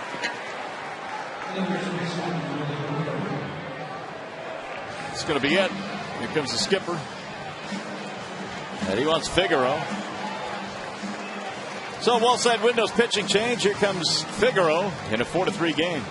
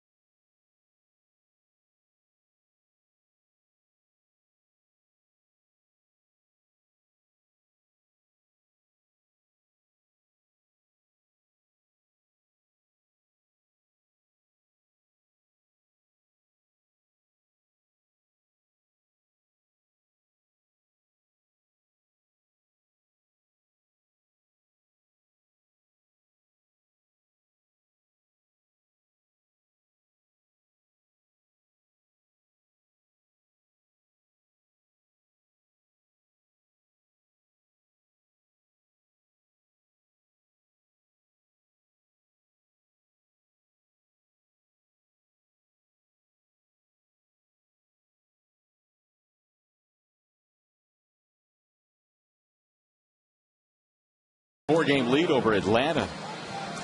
They got a great team. And they've really got a nice mix of power and speed, and they got a nice rotation too, led by Halliday. Here's Alfredo Figaro. He is the new Tigers pitcher. Good numbers for Alfredo in the minor leagues, where he was a starter. He pitched 124 innings, had 112 strikeouts against just 39 walks. Those are pretty good numbers. He also won 10 games and pretty much earned this call-up, late season call-up by the Tigers. He's got a good arm. He's a small guy, small stature, small frame, but throws 94, 95 with a fastball, nice little breaking ball, and a changeup that's still in the developmental stages. Billy Butler, the batter. He could use a double play ball here. Butler hits into a lot of them, 29 this year. Butler tonight is 3 for 3, all singles. In fact, the top 3 hitters for the Royals are now 7 for 10.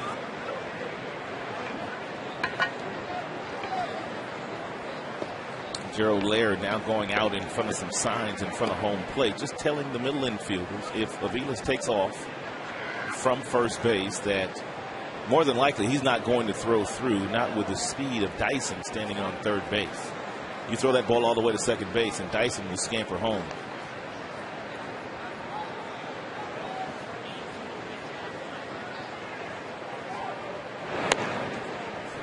Two and 0.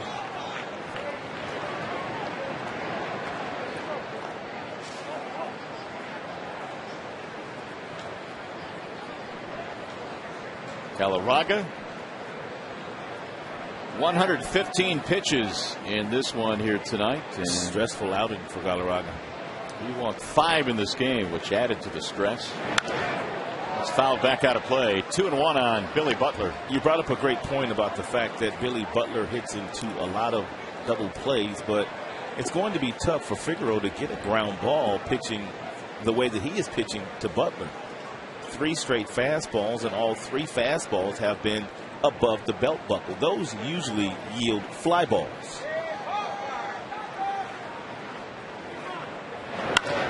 Here's a drive to center field. Jackson is on the run, and he'll reach to make the catch. Dyson will score with ease. It'll be an RBI and a sac fly for Butler. That was a frozen rope off of the bat of Billy Butler, and had it not been for the very quick first step of Jackson, then that's a double and at least a run scored. And this is not where you get a double play ball.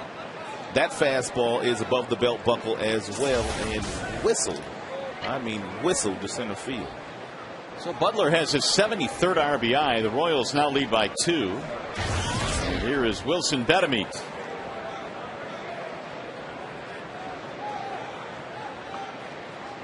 Betemeet is 0 for 2 with a walk and a run scored.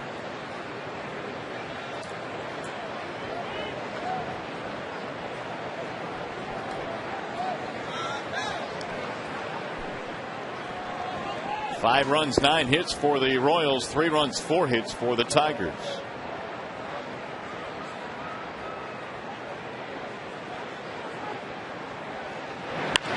Line drive to left, base hit. Betemeet goes the other way. He continues to swing it. He came in batting .320. And the Royals now have an even 10 hits, so that's 2 straight nights where they've gone double digits in the hit column.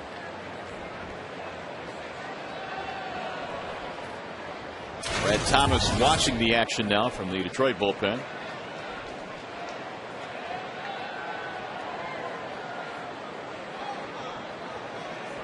Here is Ka'aihuwe, who walked with the bases loaded in the 5th, driving in a run. He's walked twice in this game.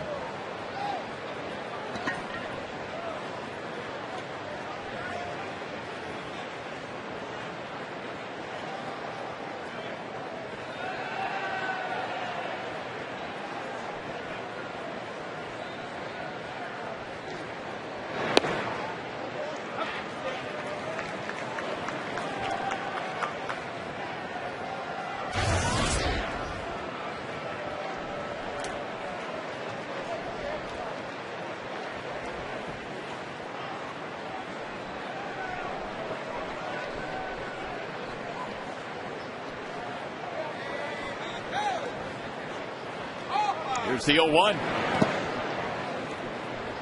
1 ball, 1 strike on Ka'aihuwe.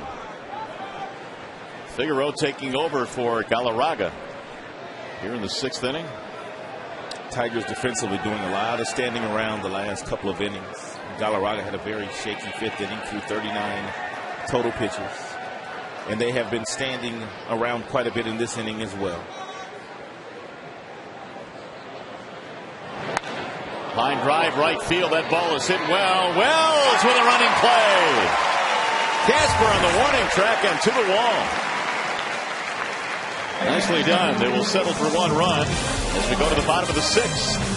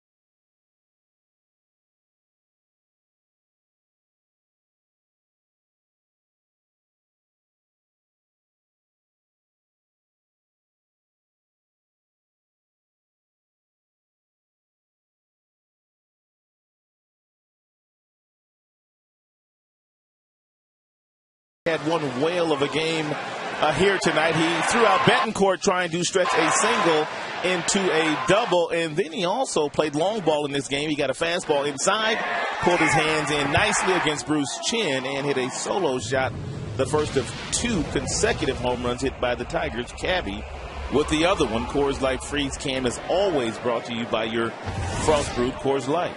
It is a 5-3 ball game now as Johnny Damon leads it off. Facing Bruce Chen, it'll be Damon Rayburn and Cabrera. Chen had a 1-2-3 fifth. 0 for 2 tonight for Johnny. Popped up his last at bat.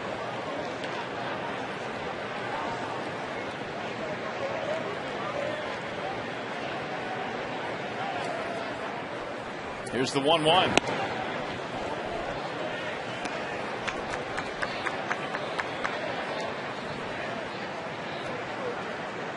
Damon came in 13 for 25 with a couple of homers against Chen, but he's 0 for 2 in this one. And he hits this one in the air. Shallow center field.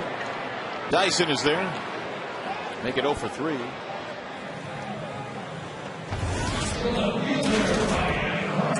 '87 has been the top fastball thrown here tonight by Bruce Chen, and he has not thrown many fastballs at 87. Everything else has been below that speed range, and those readings are always courtesy of Comcast. You don't have to throw 95 miles an hour to be successful in the major leagues if you're changing your eye levels and hitting your spots and keeping guys off balance. You can win up here. Rayburn homered in his last at bat, leading off the 4th inning. And for Ryan, 14 long balls.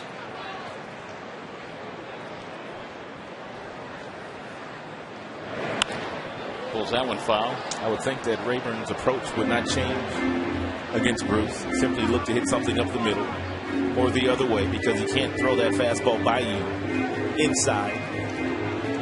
And if he decides to throw it and he misses with his location, as he did the last time Rayburn was up, he could hit it out of here.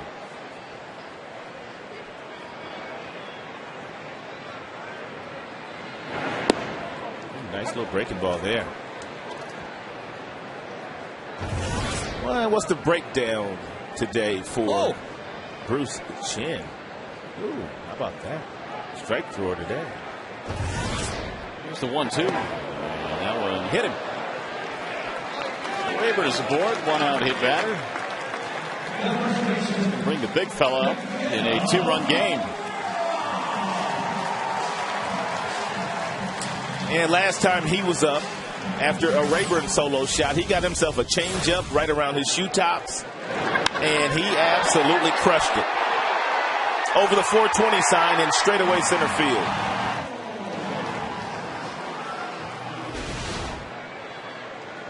'35th home run, 120 RBIs. That means Cabrera has gone 120 RBIs for the 2nd time in his career as a Tiger. Cabrera did not like that call by Jerry Meals. He felt like he should have asked the first base umpire, Dale Scott, for an appeal.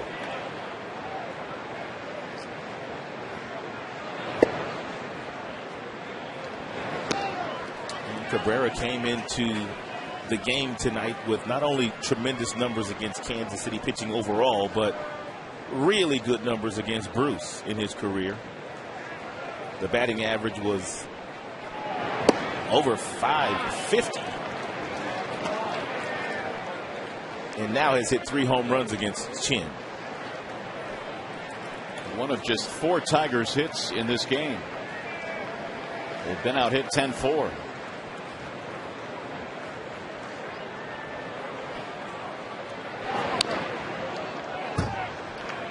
Two and 2 on Miguel Cabrera. If Josh Hamilton stays out any longer, and it appears that he is going to be out for some time, then Cabrera will win his first MVP.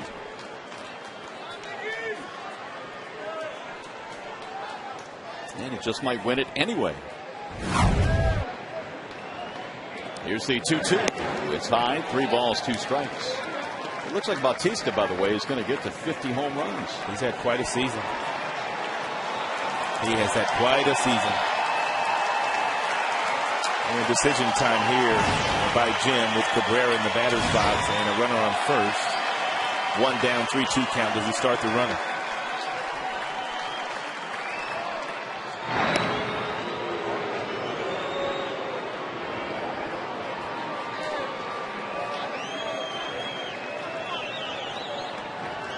Would not be all bad if he wanted to do so. I don't know for sure, but Cabrera more than likely is not going to strike out here. His hand-eye coordination is too good.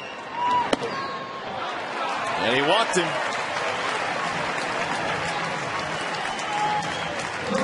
That is the first walk of the game for Chen. Did not really throw Cabrera a hittable pitch. Everything either up and away or way inside. And Cabrera simply took the base on balls.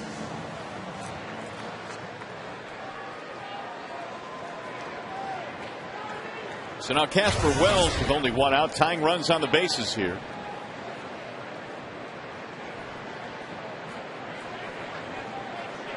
Casper hitless in this ball game tonight.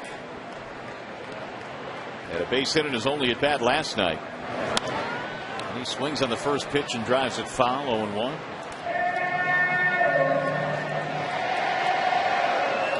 There is activity in the bullpen for Kansas City. Philip Umber is warming up.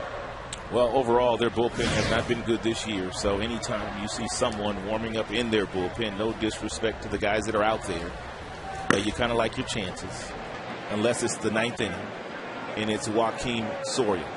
Then your chances are not good. Swing and a miss.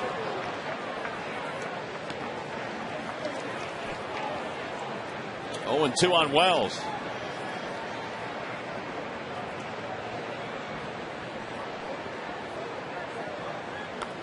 Royals have an ERA in their bullpen of 4.5, 4.53.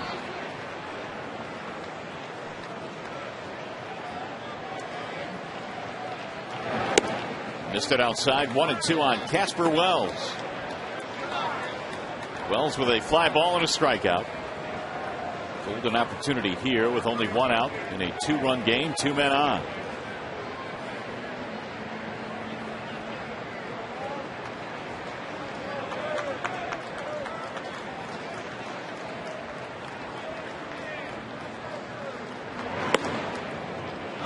Two and two.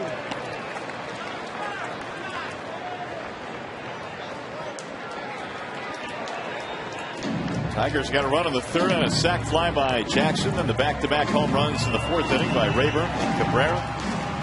They built a 3-0 lead for Armando Galarraga, who gave it all back in the fifth inning, a 4-run in fifth for the Royals. KC added one more in the sixth.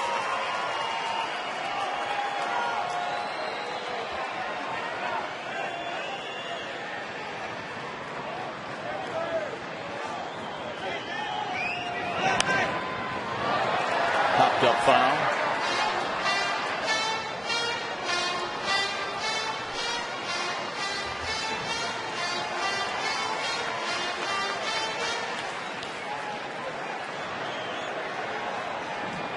Tigers trying to improve their home record. They have won 48 games at home this year, 3 wins shy of matching the Comerica Park record for wins, which was 51 established last year.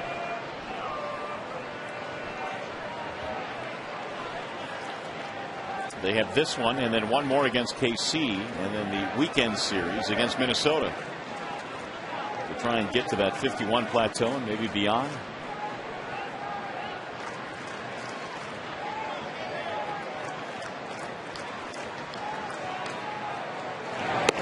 Outside again. 3-2.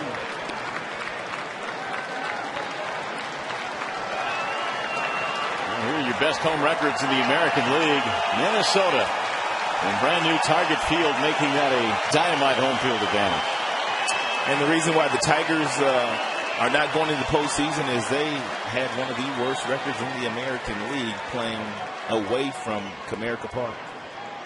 Did not fare very well this year. Fouled straight back. Wells battling Chen.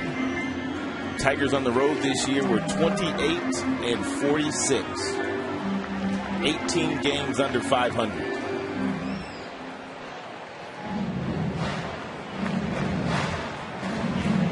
Done okay against the Central, 4 over, but that overall road record just not good enough.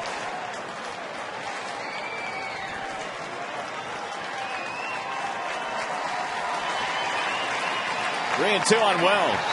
Tigers threatening here in the 6th.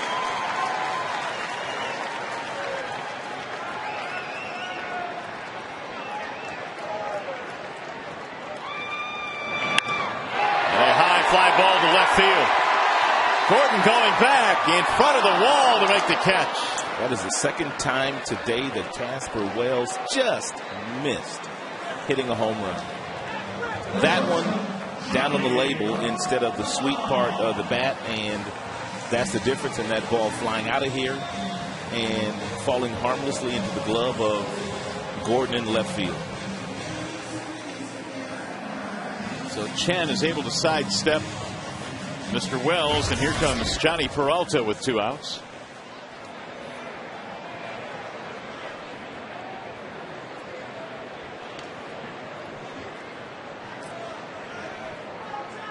Johnny is 0 for 2. Popped up his last time up. And he takes strike 1.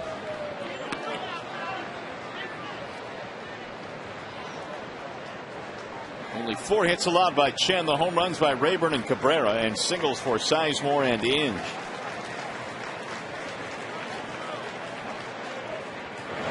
Swing and a miss, 0-2.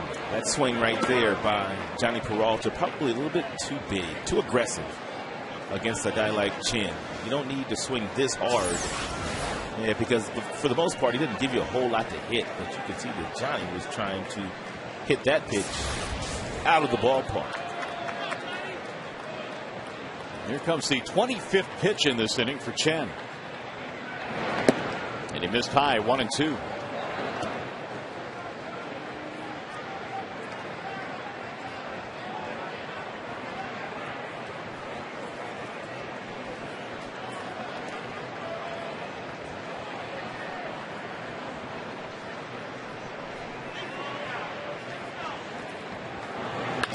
Ground ball left side. Betancourt will go to second for the force, and the inning is over. No runs, a hit, batter, a walk, 2 men left. We go to the 7th.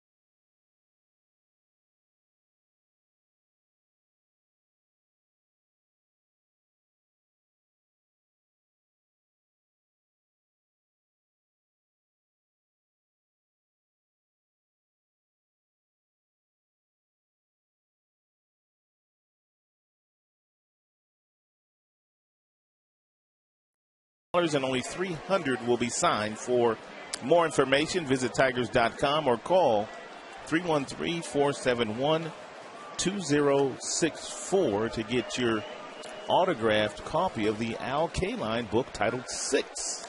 And there is number 6, who spent some time in the booth with us tonight.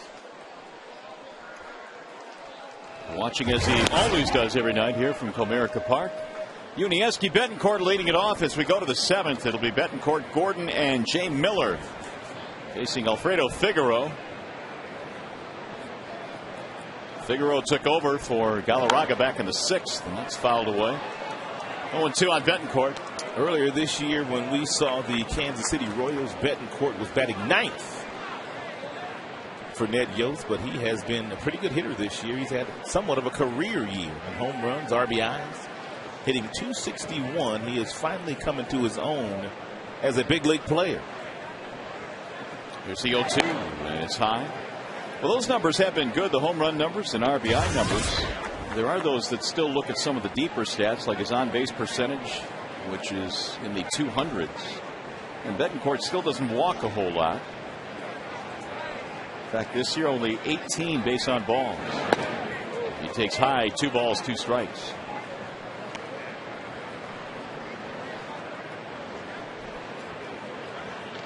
So would those be numbers to cause you and go out and get another shortstop for next year? I didn't say that, but because your numbers are real. Yeah, they are. I mean, it kind of depends on what you put your value on. Absolutely. What the rest of your team makeup is like. And when you talk about a team that right now just doesn't have a whole lot of power, those 16 homers look pretty good. It's fouled away. 2-2, the count stays on Yuniesky Betancourt, who began his career in the big leagues with Seattle.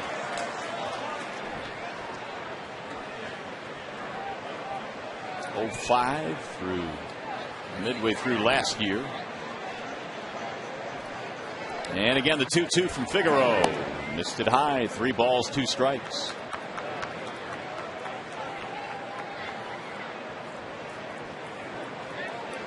Gordon will follow. He's on deck, and then it's Jay Miller.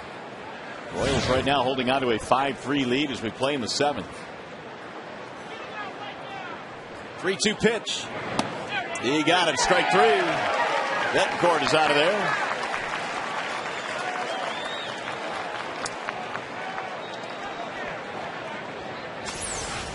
And Betancourt didn't like it.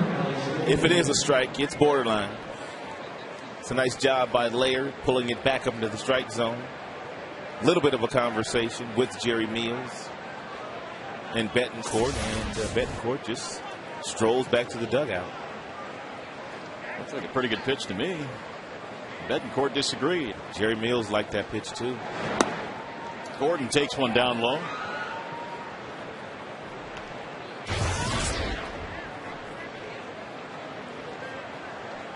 Alex was walked intentionally back in the 5th. One of 5 Galarraga walks in this game. We talked about all the hype that followed Alex Gordon coming out of college. In that first year in pro ball, they started him at Double-A. In that first year professionally, he scored 111 runs and knocked in 101. He was in the Texas League. 2-1. He's had some injuries, including at the start of this year. He just has not been able to get it going consistently at this level. Figaro's 2-1. Check swing roller towards short. Peralta scoops. And he is he's out at first base in a close play.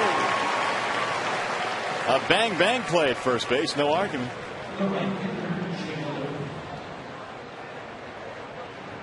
It's also a do or die play. Check swing. That's the second check swing in the game by Alex Gordon. He gloves it. Quick exchange. Nice throw. Very close play. And he was, I guess he was out. Pretty close. There's a drive to center, right at Austin Jackson. Going to be a quick inning for Figaro. 1-2-3, go the Royals. Stretch time here at Comerica. Sizemore, Inge, Laird coming up.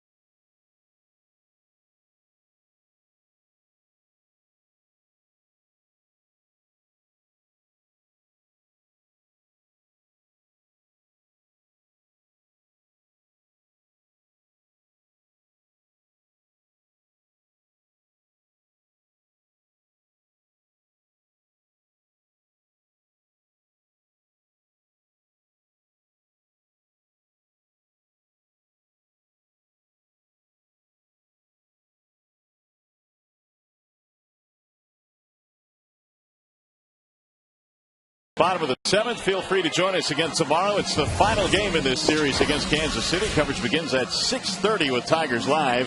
It is followed by the game at 7. Tigers baseball presented by Bell Tire on Fox Sports Detroit and Fox Sports Detroit HD. Tomorrow there is your pitching matchup. And Scherzer having a pretty good year. Obviously 11-10 with an earned run average a shade over 3.5. But Kyle Davies, boy, oh boy. Earned run average over 5, gives up lots of hits, but he's got some really good stuff. Got a new pitcher on now for the Royals. It'll be the veteran Gil Mesh, who is pitching out of the bullpen these days. Elevated numbers for Mesh, and not real accustomed to pitching out of the bullpen. He is a starter by trade, but only 16 games now pitched for Gil because of an assortment of different injuries. He's really been injured the last couple of seasons. Pinch hitter now for the Tigers as well. That's Will Rhymes. He will bat for Sizemore. First pitch is inside to Rhymes. Will's had a nice year. One of 11 rookies on the roster right now. 12 if you count Danny Worth, who's on the disabled list. 2-0. Yeah, Mesh has always been the type of pitcher that lives and dies with the elevated fastball. Does not have the kind of velocity that he had once he came up with the Seattle Mariners, nor the same velocity he had the first couple of years in a Royals uniform, but he still likes to throw that pitch up. He has gone to 3-0 on Will Rhymes. Will hit his first big league home run last night off Zach Greinke.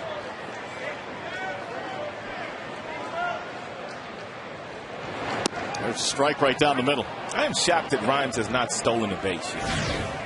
I am too. I'm shocked. I really am. There's still a lot of them in the minors. The speed that he has, and he has quite a few at bats. 165 coming into this plate appearance, and he's gotten quite a few hits, but not one stolen base. There's strike 3 and 2.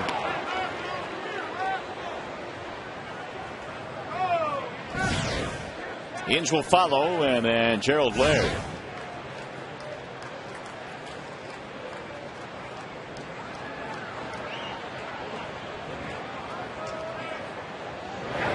Way high, ball 4, leadoff man on.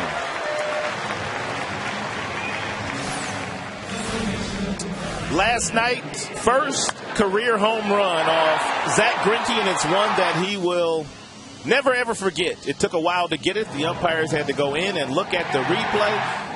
And then on top of that, his teammates gave him the silent treatment before they finally congratulated him.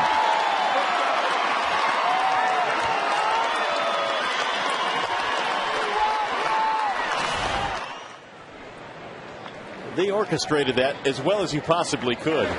All in unison, just jumping on it. No doubt.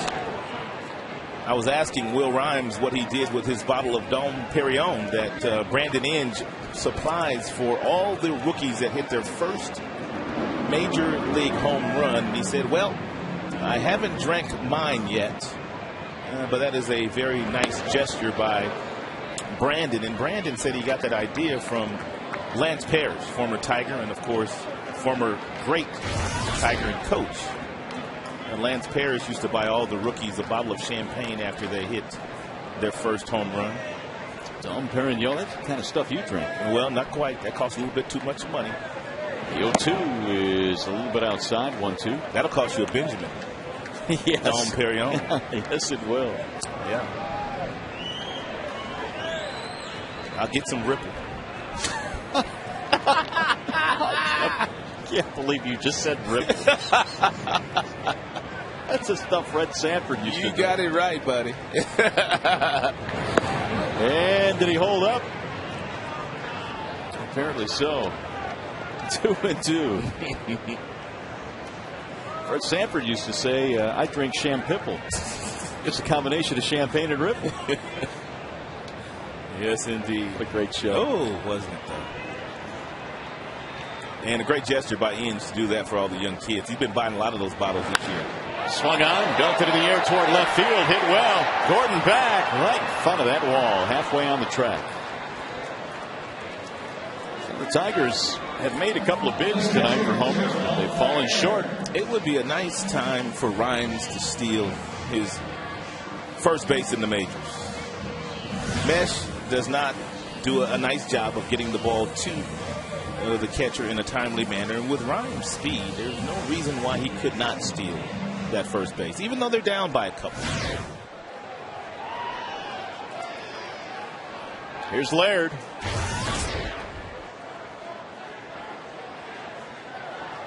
Had a sac bunt back in the third.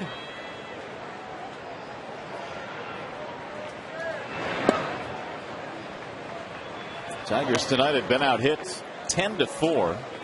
They haven't scored since putting up 2 in the 4th inning. Chen giving way to Gil Mesh here in the 7th inning. The native of Lafayette, Louisiana.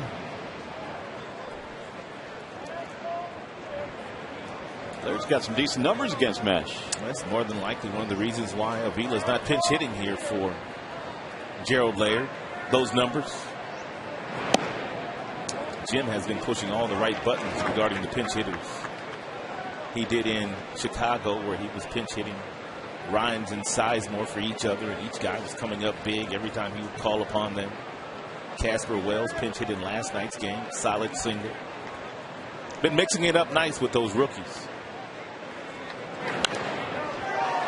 Fouled away.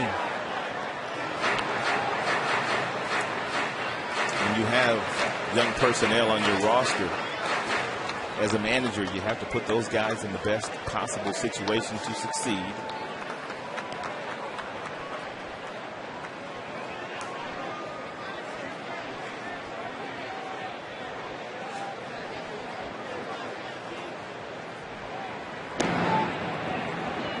Ryan scampers back.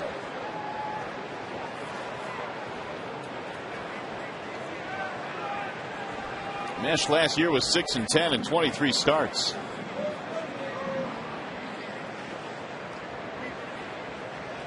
Originally a Seattle Mariner. Swing and a miss. 2-2 on Gerald Laird.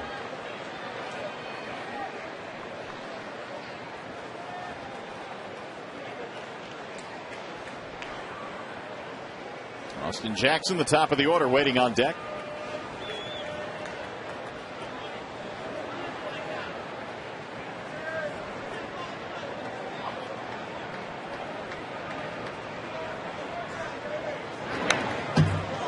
Emergency hack, and he fouled it straight back.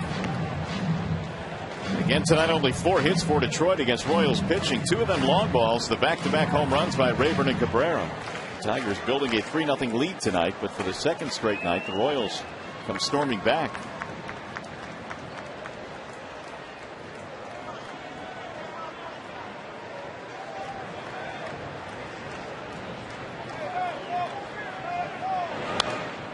And another foul back out of play.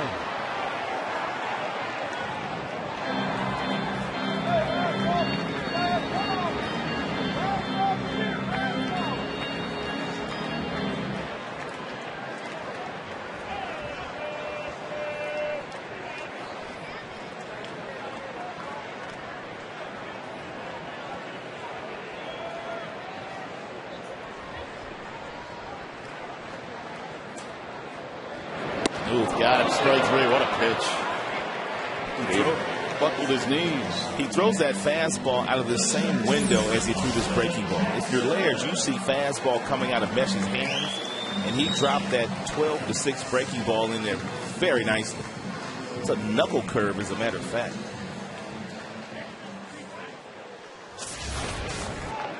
So 2 gone now, and here is Jackson. Austin with an RBI tonight. He's driven in 37 this year. And down the middle it comes for strike 1. Jackson right now with 171 hits. Also second in the American League with 10 triples. Runner goes. Here comes the throw down to second, and they got him. He must have came off the bag. Apparently so. DJ Rayburn was going to call him safe, and then he pointed at him and called him out. We'll take a look at it when we come back. You're watching Tigers baseball tonight, presented by Bell Tire.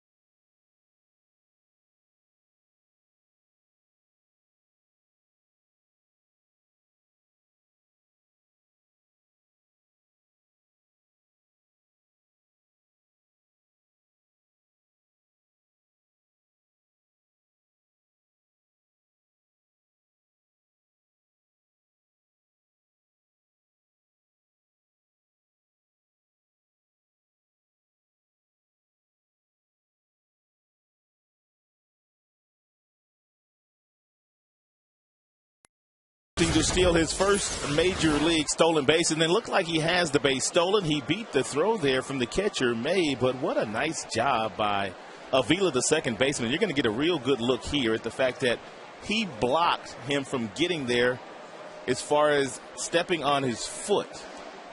And that is a nice job. I don't know if Avila's did that by design, but it worked out nicely for his club. So the Royals bat now in the 8th inning, leading 5-3. Figueroa back to the hill.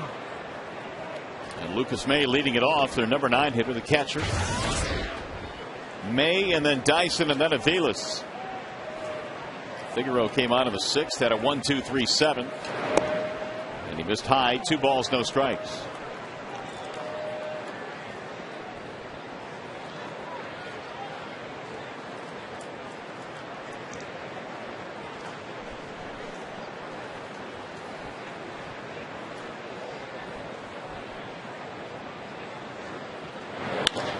Ground ball left side, it's through, base hit.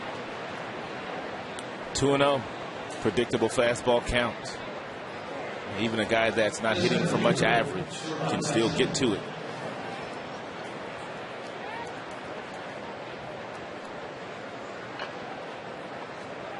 Second hit allowed by Figueroa. That's 11 hits now for Kansas City.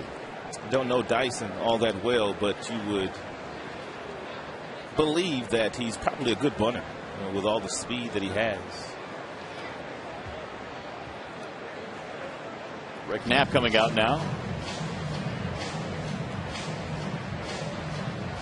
Tigers have some added activity in their bullpen. That would be Robbie Weinhardt.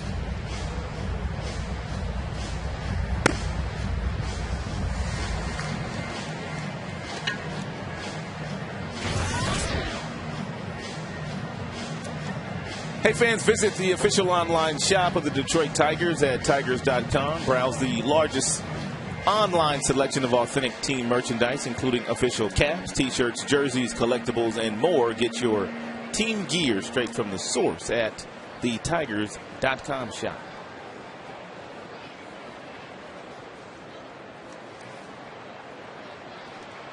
So Dyson will step in now with nobody out. Walk, single, double, 2 runs scored, and a steal. He is showing bunt.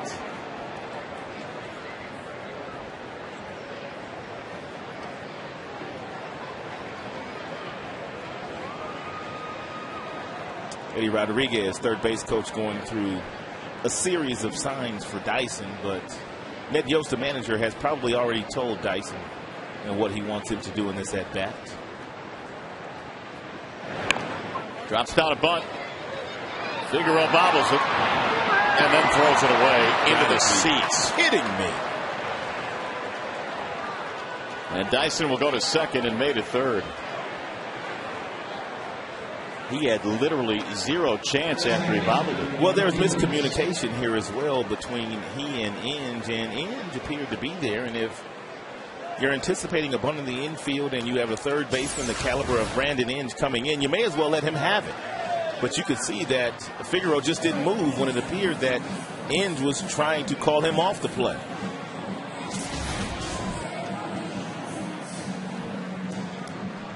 Sacrificed 2 errors on Figueroa, and he'll depart. And the Tigers go to the bullpen.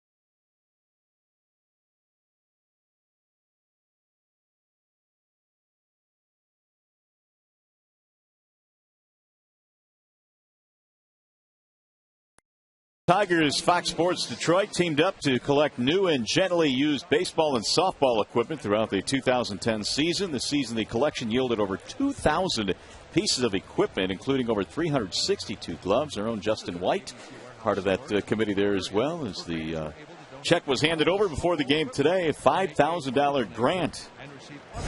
So the Tigers, as always, doing some good in the community.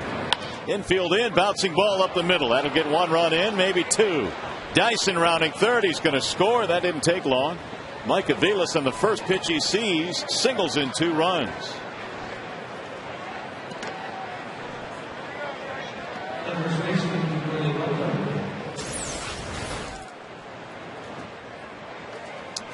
And that's what Robbie Weinhardt does very well, and that's get ground balls. But with the infield in, there was no play to be made there by Peralta.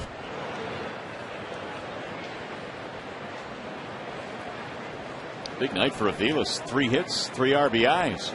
7-3 Kansas City now, and that'll bring up Billy Butler. Their top 4 hitters have done a lot of damage in this game today. Well, Dyson scored 3 runs and has a couple of hits. Aviles has 3 hits, 3 RBIs. Butler has 3 hits. 1, 2, and 3 getting it done for KC.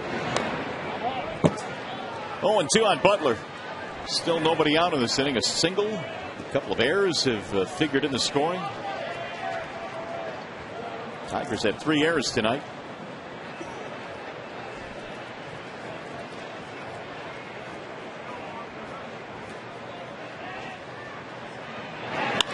Ground ball left side. Inge gobbles it up to second one. There's another double play hit into by Billy Butler. 30th time he's bounced into a double play this year. A Royals record. Whenever Butler hits the ball on the ground, you know as an infielder you've got plenty of time. Therefore, Inge grabs it and gives Rhymes a real nice feed, and then Rhymes able to take his time, and they got him by about 6-7 steps. That'll meet the batter. That is an enormous amount of double plays grounded into. 30. John Wathan used to have the record for the Royals. He was a catcher, but he ran, as I remember, pretty well for a catcher. You are absolutely correct. He did have good speed. Here's the 2-0 pitch. Ground ball to short. Should get him out of the inning. Peralta to end the inning, but 2 more runs in for the Royals. We go to the bottom of the inning. Now 7-3.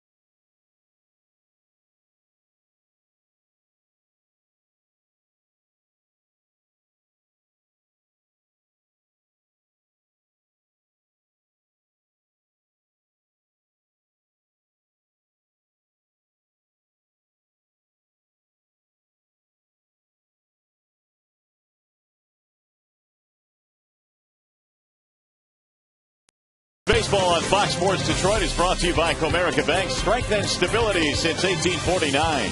Wallside Windows. For a free in-home estimate, call 1-800-521-7800. And by Bell Tire, get the lowest tire price, period. Here's our Comerica game summary. In the 8th inning here at the ballpark. KC on top in this one. Rayburn Cabrera. Back-to-back homers in the 4th. The Royals' 5th inning was a big one. And Billy Butler, a big night. 3 for 4, 3 singles.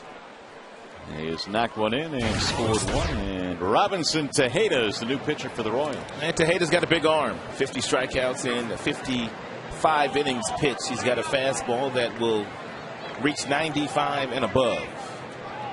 And therefore, the earned run average is not all that bad. It's 311 in the American League.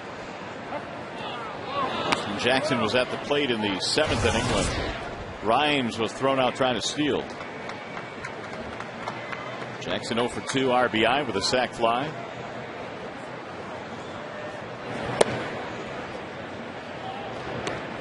"12 hits tonight for the Royals, only 4 for the Tigers. The Tigers, in fact, have not had a hit since the back-to-back homers in the 4th inning. Got a couple of walks and a hit batter. Skied toward shallow right. Aviles is called off, but Aviles is going to catch it anyway. It looked like Miller was coming in. One gone. A little bit of contact, not much. Here's Damon.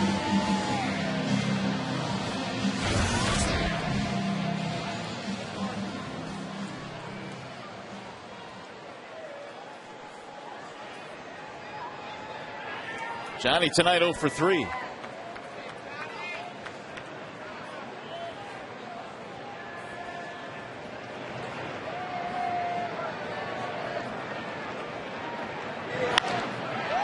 flies this one toward left. Gordon is there. 2 gone.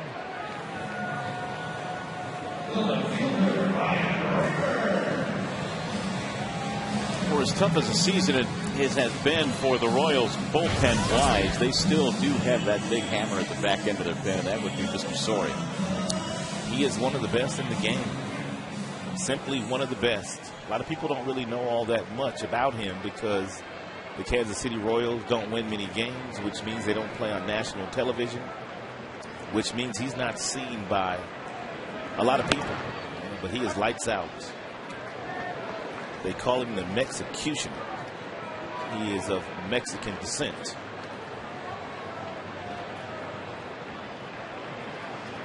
Ryan Rayburn, the batter, with 2 outs. Off the end of the bat, right back to the mound. Ahead, he's going to have himself an easy inning. How about a 6-pitch inning? Inning over. Let's go to the 9th.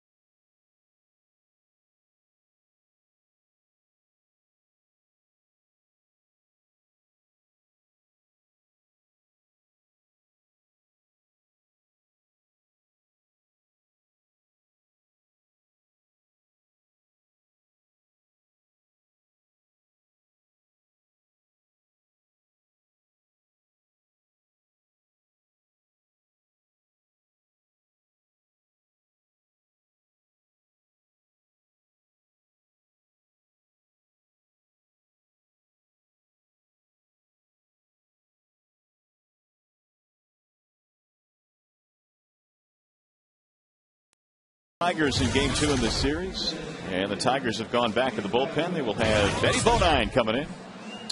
Eddie Bonine is now pitched in 44 games out of that bullpen. He's had some spot starts. He's done just about everything that Jim Leland has asked him to do, pitching anywhere from the 3rd inning to very late when pressed into duty every now and then.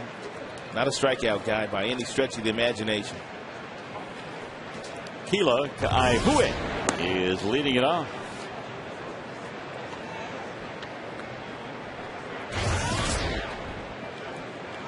Kila tonight, bases loaded walk. 5th inning to drive in a run. Hit a ball hard his last time up off Figaro that Casper Wells in right field made a nice running catch on. There's the 1-1.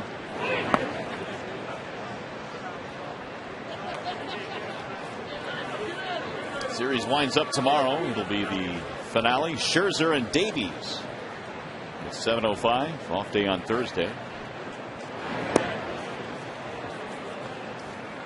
It's the last off day of the year, isn't it? It is indeed. I was about to say that. The Tigers will play Minnesota. Then it's all of next week. It's nice to have a day off and spend the entire day off at home and not have to worry about travel. There's a drive into right field. Base hit. Yeah, so many times throughout the course of the year, your travel days come on off days, obviously.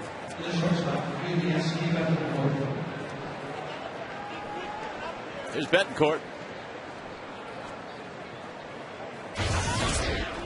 Udieski with an RBI single. That came in the big 4-run 5th inning. It's 2 straight nights now. The Royals have had a big 5th inning, 5 in the 5th last night. Last night it was the Tigers taking advantage.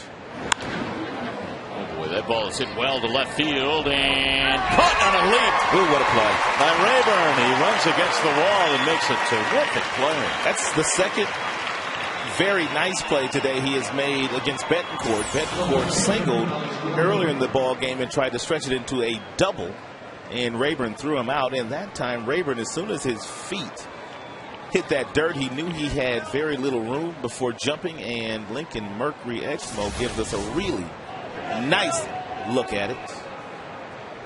But just to finish that thought, it was Betemeat making a crucial error in last night's game for Kansas City, and the Tigers took advantage of that mistake. It's been the Kansas City Royals that have capitalized here tonight against 3 Tigers errors. Alex Gordon is 0 for 3.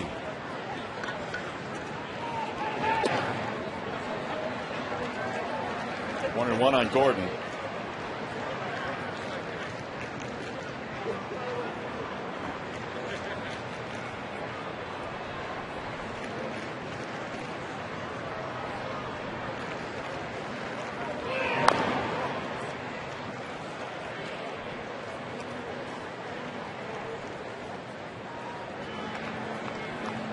Tigers will have Cabrera, Wells, and Peralta due up when we get to the bottom of the 9th. Right now it's a 4-run spread.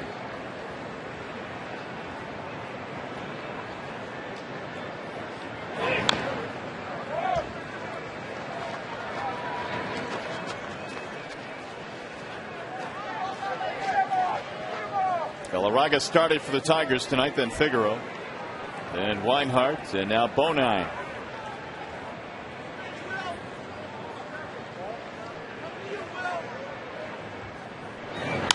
On ball hit to the right side. Rhymes has it, spins to second one, and that's all they're going to get.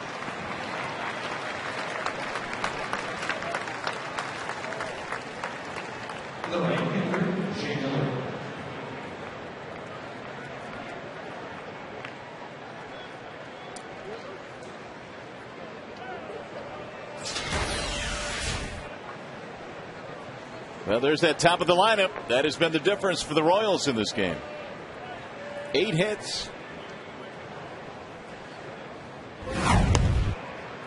Strike one is the call on Jay Miller.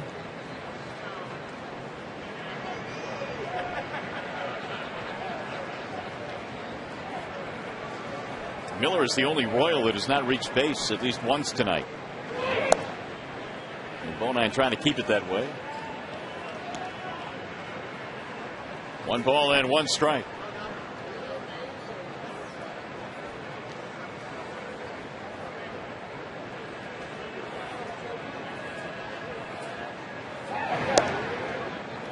Two and one.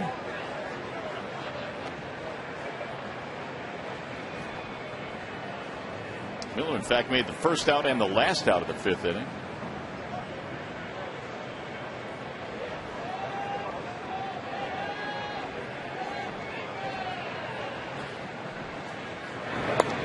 And now it's 3 and 1 on Miller.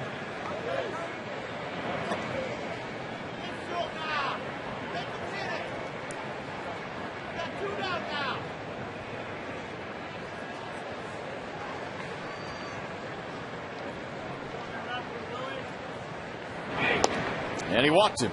So every Royal has reached base tonight. 2 on, 2 out.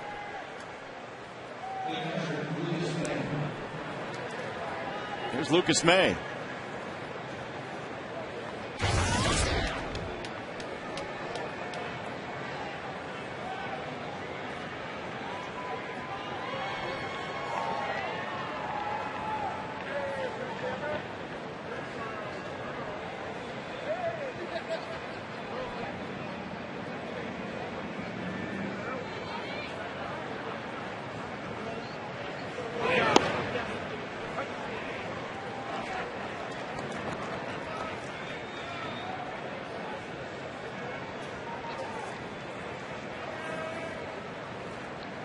Eddie Bonine, one of the few pitchers in the major leagues today that has a knuckleball, although he does not throw that pitch all the time. It is part of his arsenal that he has. Bonine got off to a really good start this year back in mid-April and into May. He had a 16-inning scoreless streak going. He's made one start this year, mostly out of the bullpen. Jim Leland trusts Bonine for the very fact that I brought up earlier, that he pitches to a lot of contact. And as a manager, that's what you like to see. You don't want your guys coming out of the bullpen walking people. In the air toward right field, sinking, and it's going to drop. Base hit. Throw coming into third base, tardy. Another run will score. Alex Gordon comes in. It's now 8-3 Royals. May has an RBI.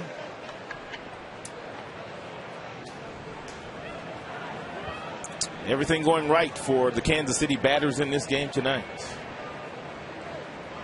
Well, to the tune of 14 hits. So when you total them up in the first two games, they had 16 last night. Quite a few free passes to go along with those hits as well. 6, I believe.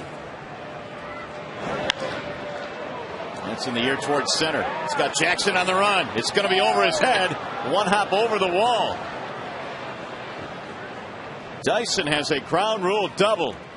And Dyson, one of those guys that does not have a lot of power. Therefore, Jackson was playing really shallow and had no shot at running it down. Take a look at where he starts, at how shallow he is in center field. And once this ball leaves the bat of Dyson, and also slicing away from Jackson, no play to be made.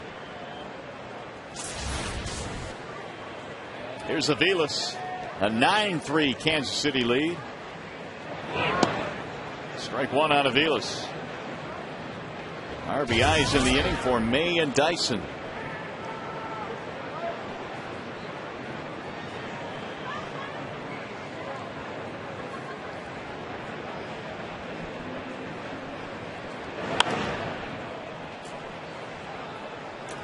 Cabrera runs out of room.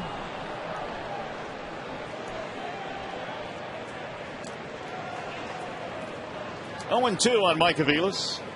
3 RBI night tonight for Aviles. In fact, he's had a big series. 5 hits in this series.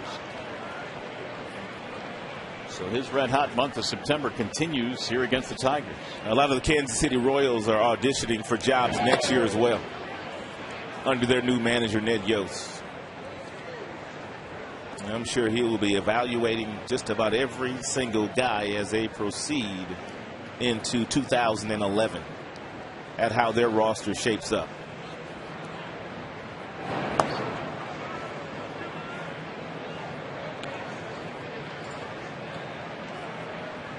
Well, Aviles is one of those guys that does have a little bit of a track record with a 2008 season that he had. He can play a couple different positions too. Here's the 2-2. Driven to center field. Jackson is on the move. Still going back. They'll run this one down to end the inning. Royals get 2 more runs, though, and we go to the bottom of the 9th.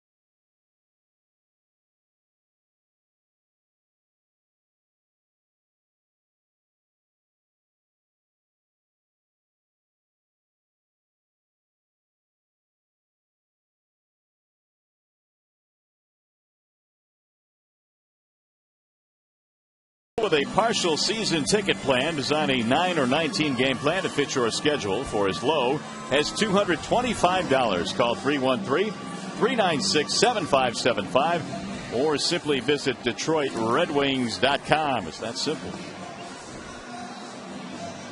We have a new pitcher now for the Kansas City Royals. Greg Holland will come in to pitch the ninth.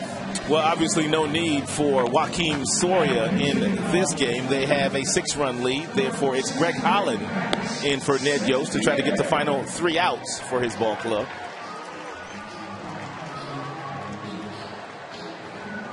Max St. Pierre is going to get a pinch hitting opportunity here. It's been a while since we've seen Max St. Pierre. He will bat for Cabrera.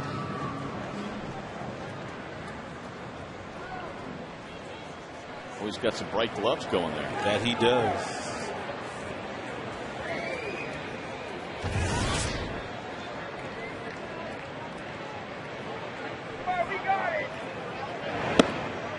St. Pierre takes the ball up high.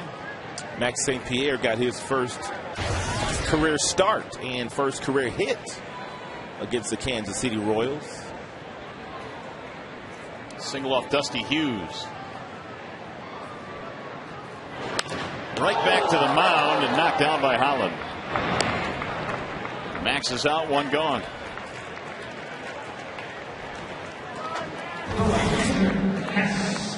That'll bring up Casper Wells. Something else that Max St. Pierre can tell his grandkids one day. I pinch hit for Miguel Cabrera. Yes, he did. In the same season that he won the American League MVP. And he'll have the box score to prove it.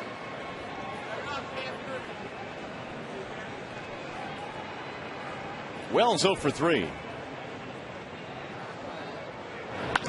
Ground ball left side. It's through. Base hit. Casper gets his first hit of the night. And that is just the 5th Tigers hit, their first since the 4th inning. We'll bring up Johnny Peralta.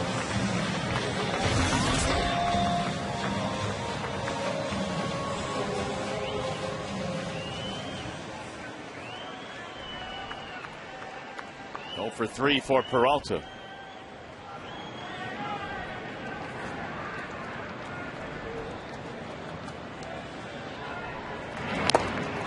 Foul tip, 0-1. On a night in which the Tigers raced out to a 3-0 lead. Again, the Royals coming back, and this time they're hoping to hold on. They lead 9-3. Final game of the series tomorrow. Max Scherzer will try and slow down these red-hot Royal bats.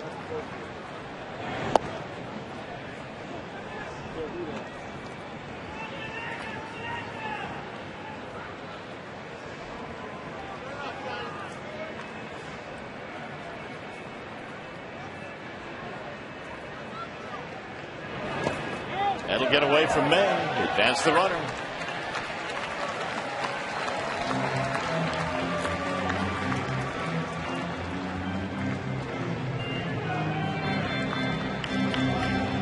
Wild pitch.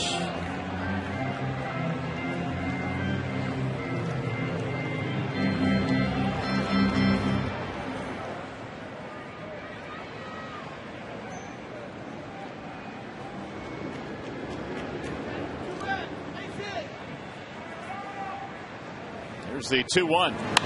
Line drive to left, base hit. Wells coming to third. They stop him there. Tigers had their second hit of the inning. First of the night for Peralta. Bring up Will Rhymes.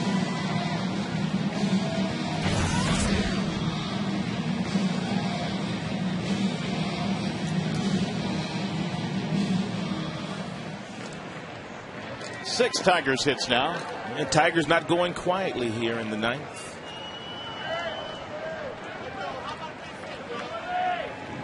String together a few more hits. Start to make it interesting.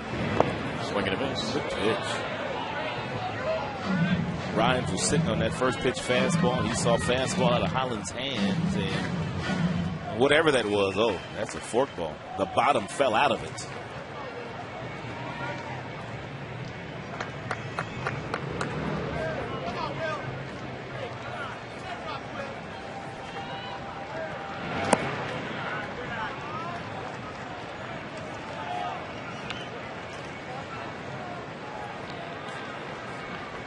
1-1 on Rhymes. He pinch hit for Sizemore back in the 7th to stayed in the game. This is his second at bat. He walked back in the 7th inning. Way outside. 2-1 on Will.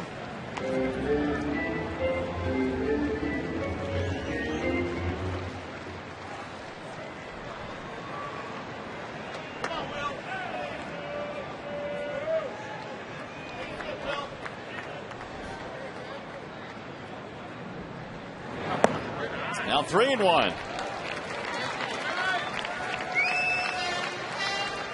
Looks like just in case they are warming up their bullpen a little bit, even though the score is 9-3. Royals don't want this one to get away. Hinge waiting on deck.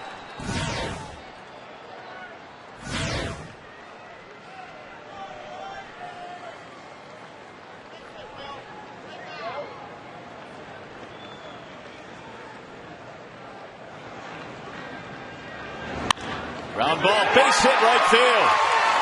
Well scores. Peralta goes to second. The Tigers have made it 9-4. Rhymes gets an RBI.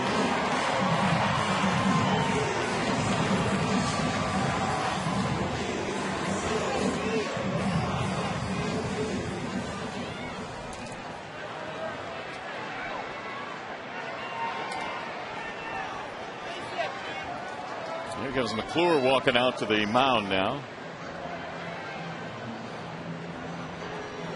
So the last thing I wanted to do is probably to get Soria up here in the 9th inning, but that's the case here. Tigers back to within 5, and there is their closer.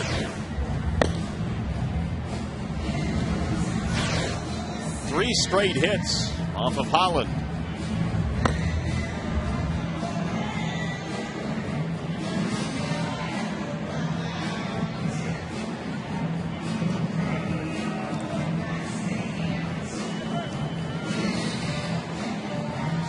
Tigers now have 7 hits in this game. Brandon Inge will bat. He's 1 for 3 tonight. Had a base hit back in the 3rd, an infield single.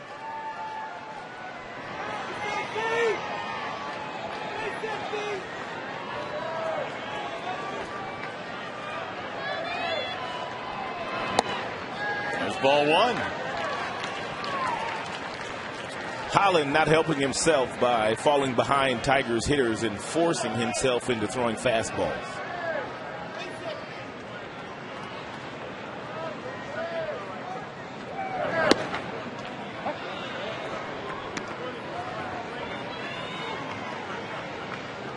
Huge gap in left center field if Brandon's able to get out in front of any of the pitches that Holland is featuring. He'll get at least a triple if he could find that seam out in left center. 2-1. Holland got the first man he faced, St. Pierre. The line went right back to him, but then a single, and another base hit.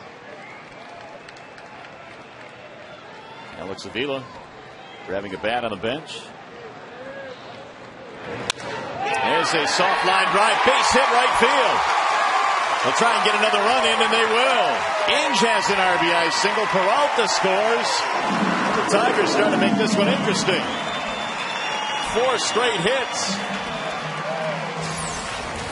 It was right off the end of the bat. As a matter of fact, Inge broke his bat, and the runners had to hold up momentarily to make sure the ball wasn't going to be caught.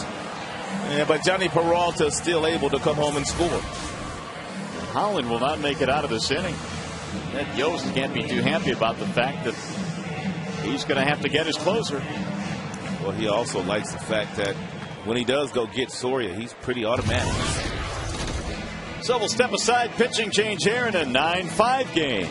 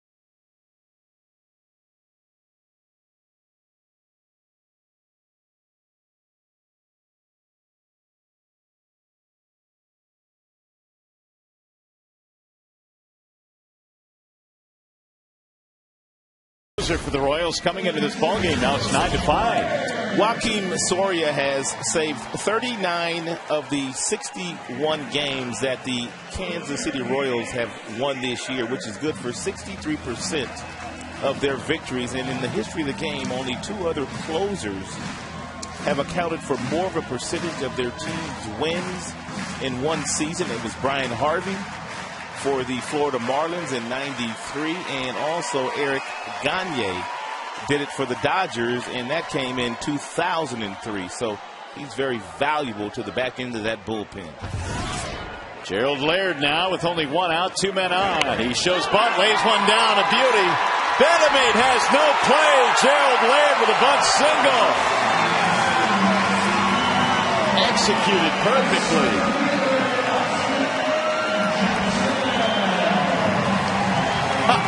Show me the G-money.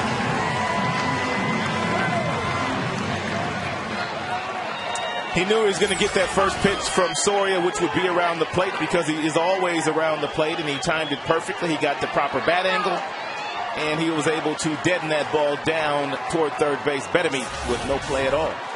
Now the tying run coming to the plate here in a 9-5 game. Jackson takes strike 1. The Tigers came into this inning with only 4 hits for the game. They have 5 in this inning alone. 5 consecutive hits.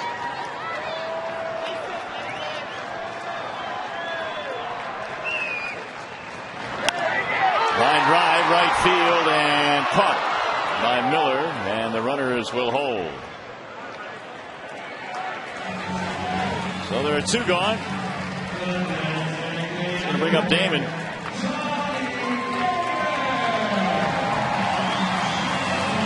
Damon against Soria, career 1 for 8. 2 strikeouts.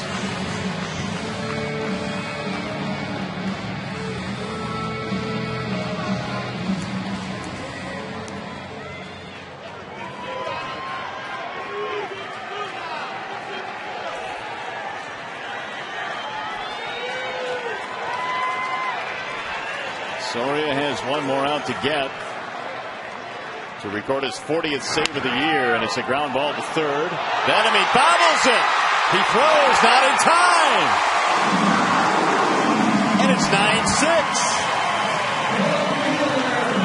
Benamate made a huge error last night, and now he keeps the inning going here tonight.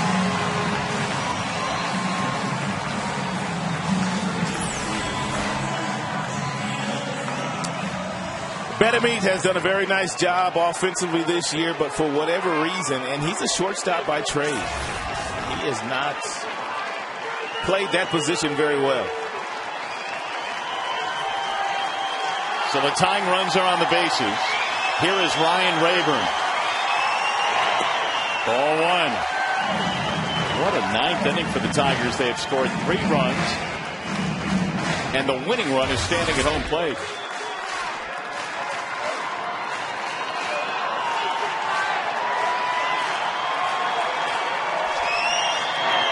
Ball 2.